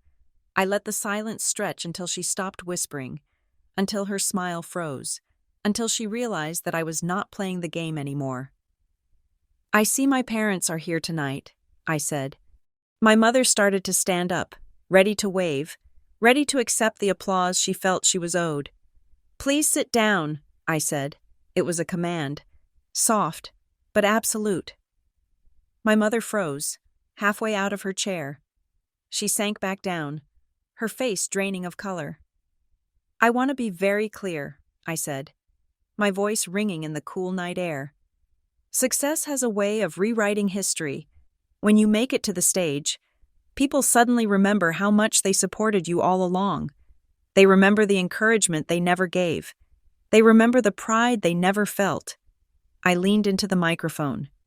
"But the truth has a memory," I said. "You do not get to hide me in the dark for 20 years and then claim me when I'm standing in the light." The words landed like stones. "You do not get to hide me, then claim me." My mother flinched as if I had struck her. My father looked down at his lap, shrinking into himself. The people around them shifted away, creating a small, physical distance, as if the shame was contagious. I did not look away. I held her gaze. I wanted her to know that I saw her. I saw the transaction she was trying to make, trading my forgiveness for her social status, and I was rejecting the deal. "They once told me not to embarrass them," I said, my voice dropping to a whisper that the microphone caught and amplified to the back of the terrace. "They told me to sit in the corner, but looking out at all of you tonight, looking at the work we're about to do, I realized something." I smiled. It was a smile of pure, unadulterated freedom. "The only embarrassing thing," I said, "was pretending I belonged in the corner." I stepped back from the podium. For a second, there was silence, and then the applause started. It was not the polite, golf clap applause of the year before. It was a roar. It was a standing ovation. People were on their feet. Graham was clapping. Lila was clapping. The engineers, the donors, the servers, they were all clapping. But they were not clapping for revenge. Revenge is cheap. Revenge is messy. They were clapping for clarity. They were clapping because for one moment, the curtain had been pulled back, and the truth was the only thing left standing on the stage. I did not look at my parents again. I did not need to. They were just guests now. I turned to Graham and Lila. We stood together in the light. 3 people who had chosen the hard road over the easy lie. I walked off the stage, and I did not walk toward the shadows. I walked right down the center aisle, head high, breathing the ocean air, knowing that I would never, ever be invisible again. Thank you so much for listening to this story. I would love to know where you are tuning in from today. Are you listening from your car, your kitchen, or maybe your own corner office? Let me know in the comments below. I read every single one. And if you enjoyed Zoe's journey from the shadows to the spotlight, please make sure to subscribe to Lily Revenge Stories, like this video, and smash that hype button so we can get this story out to more people who need to hear it. See you in the next one.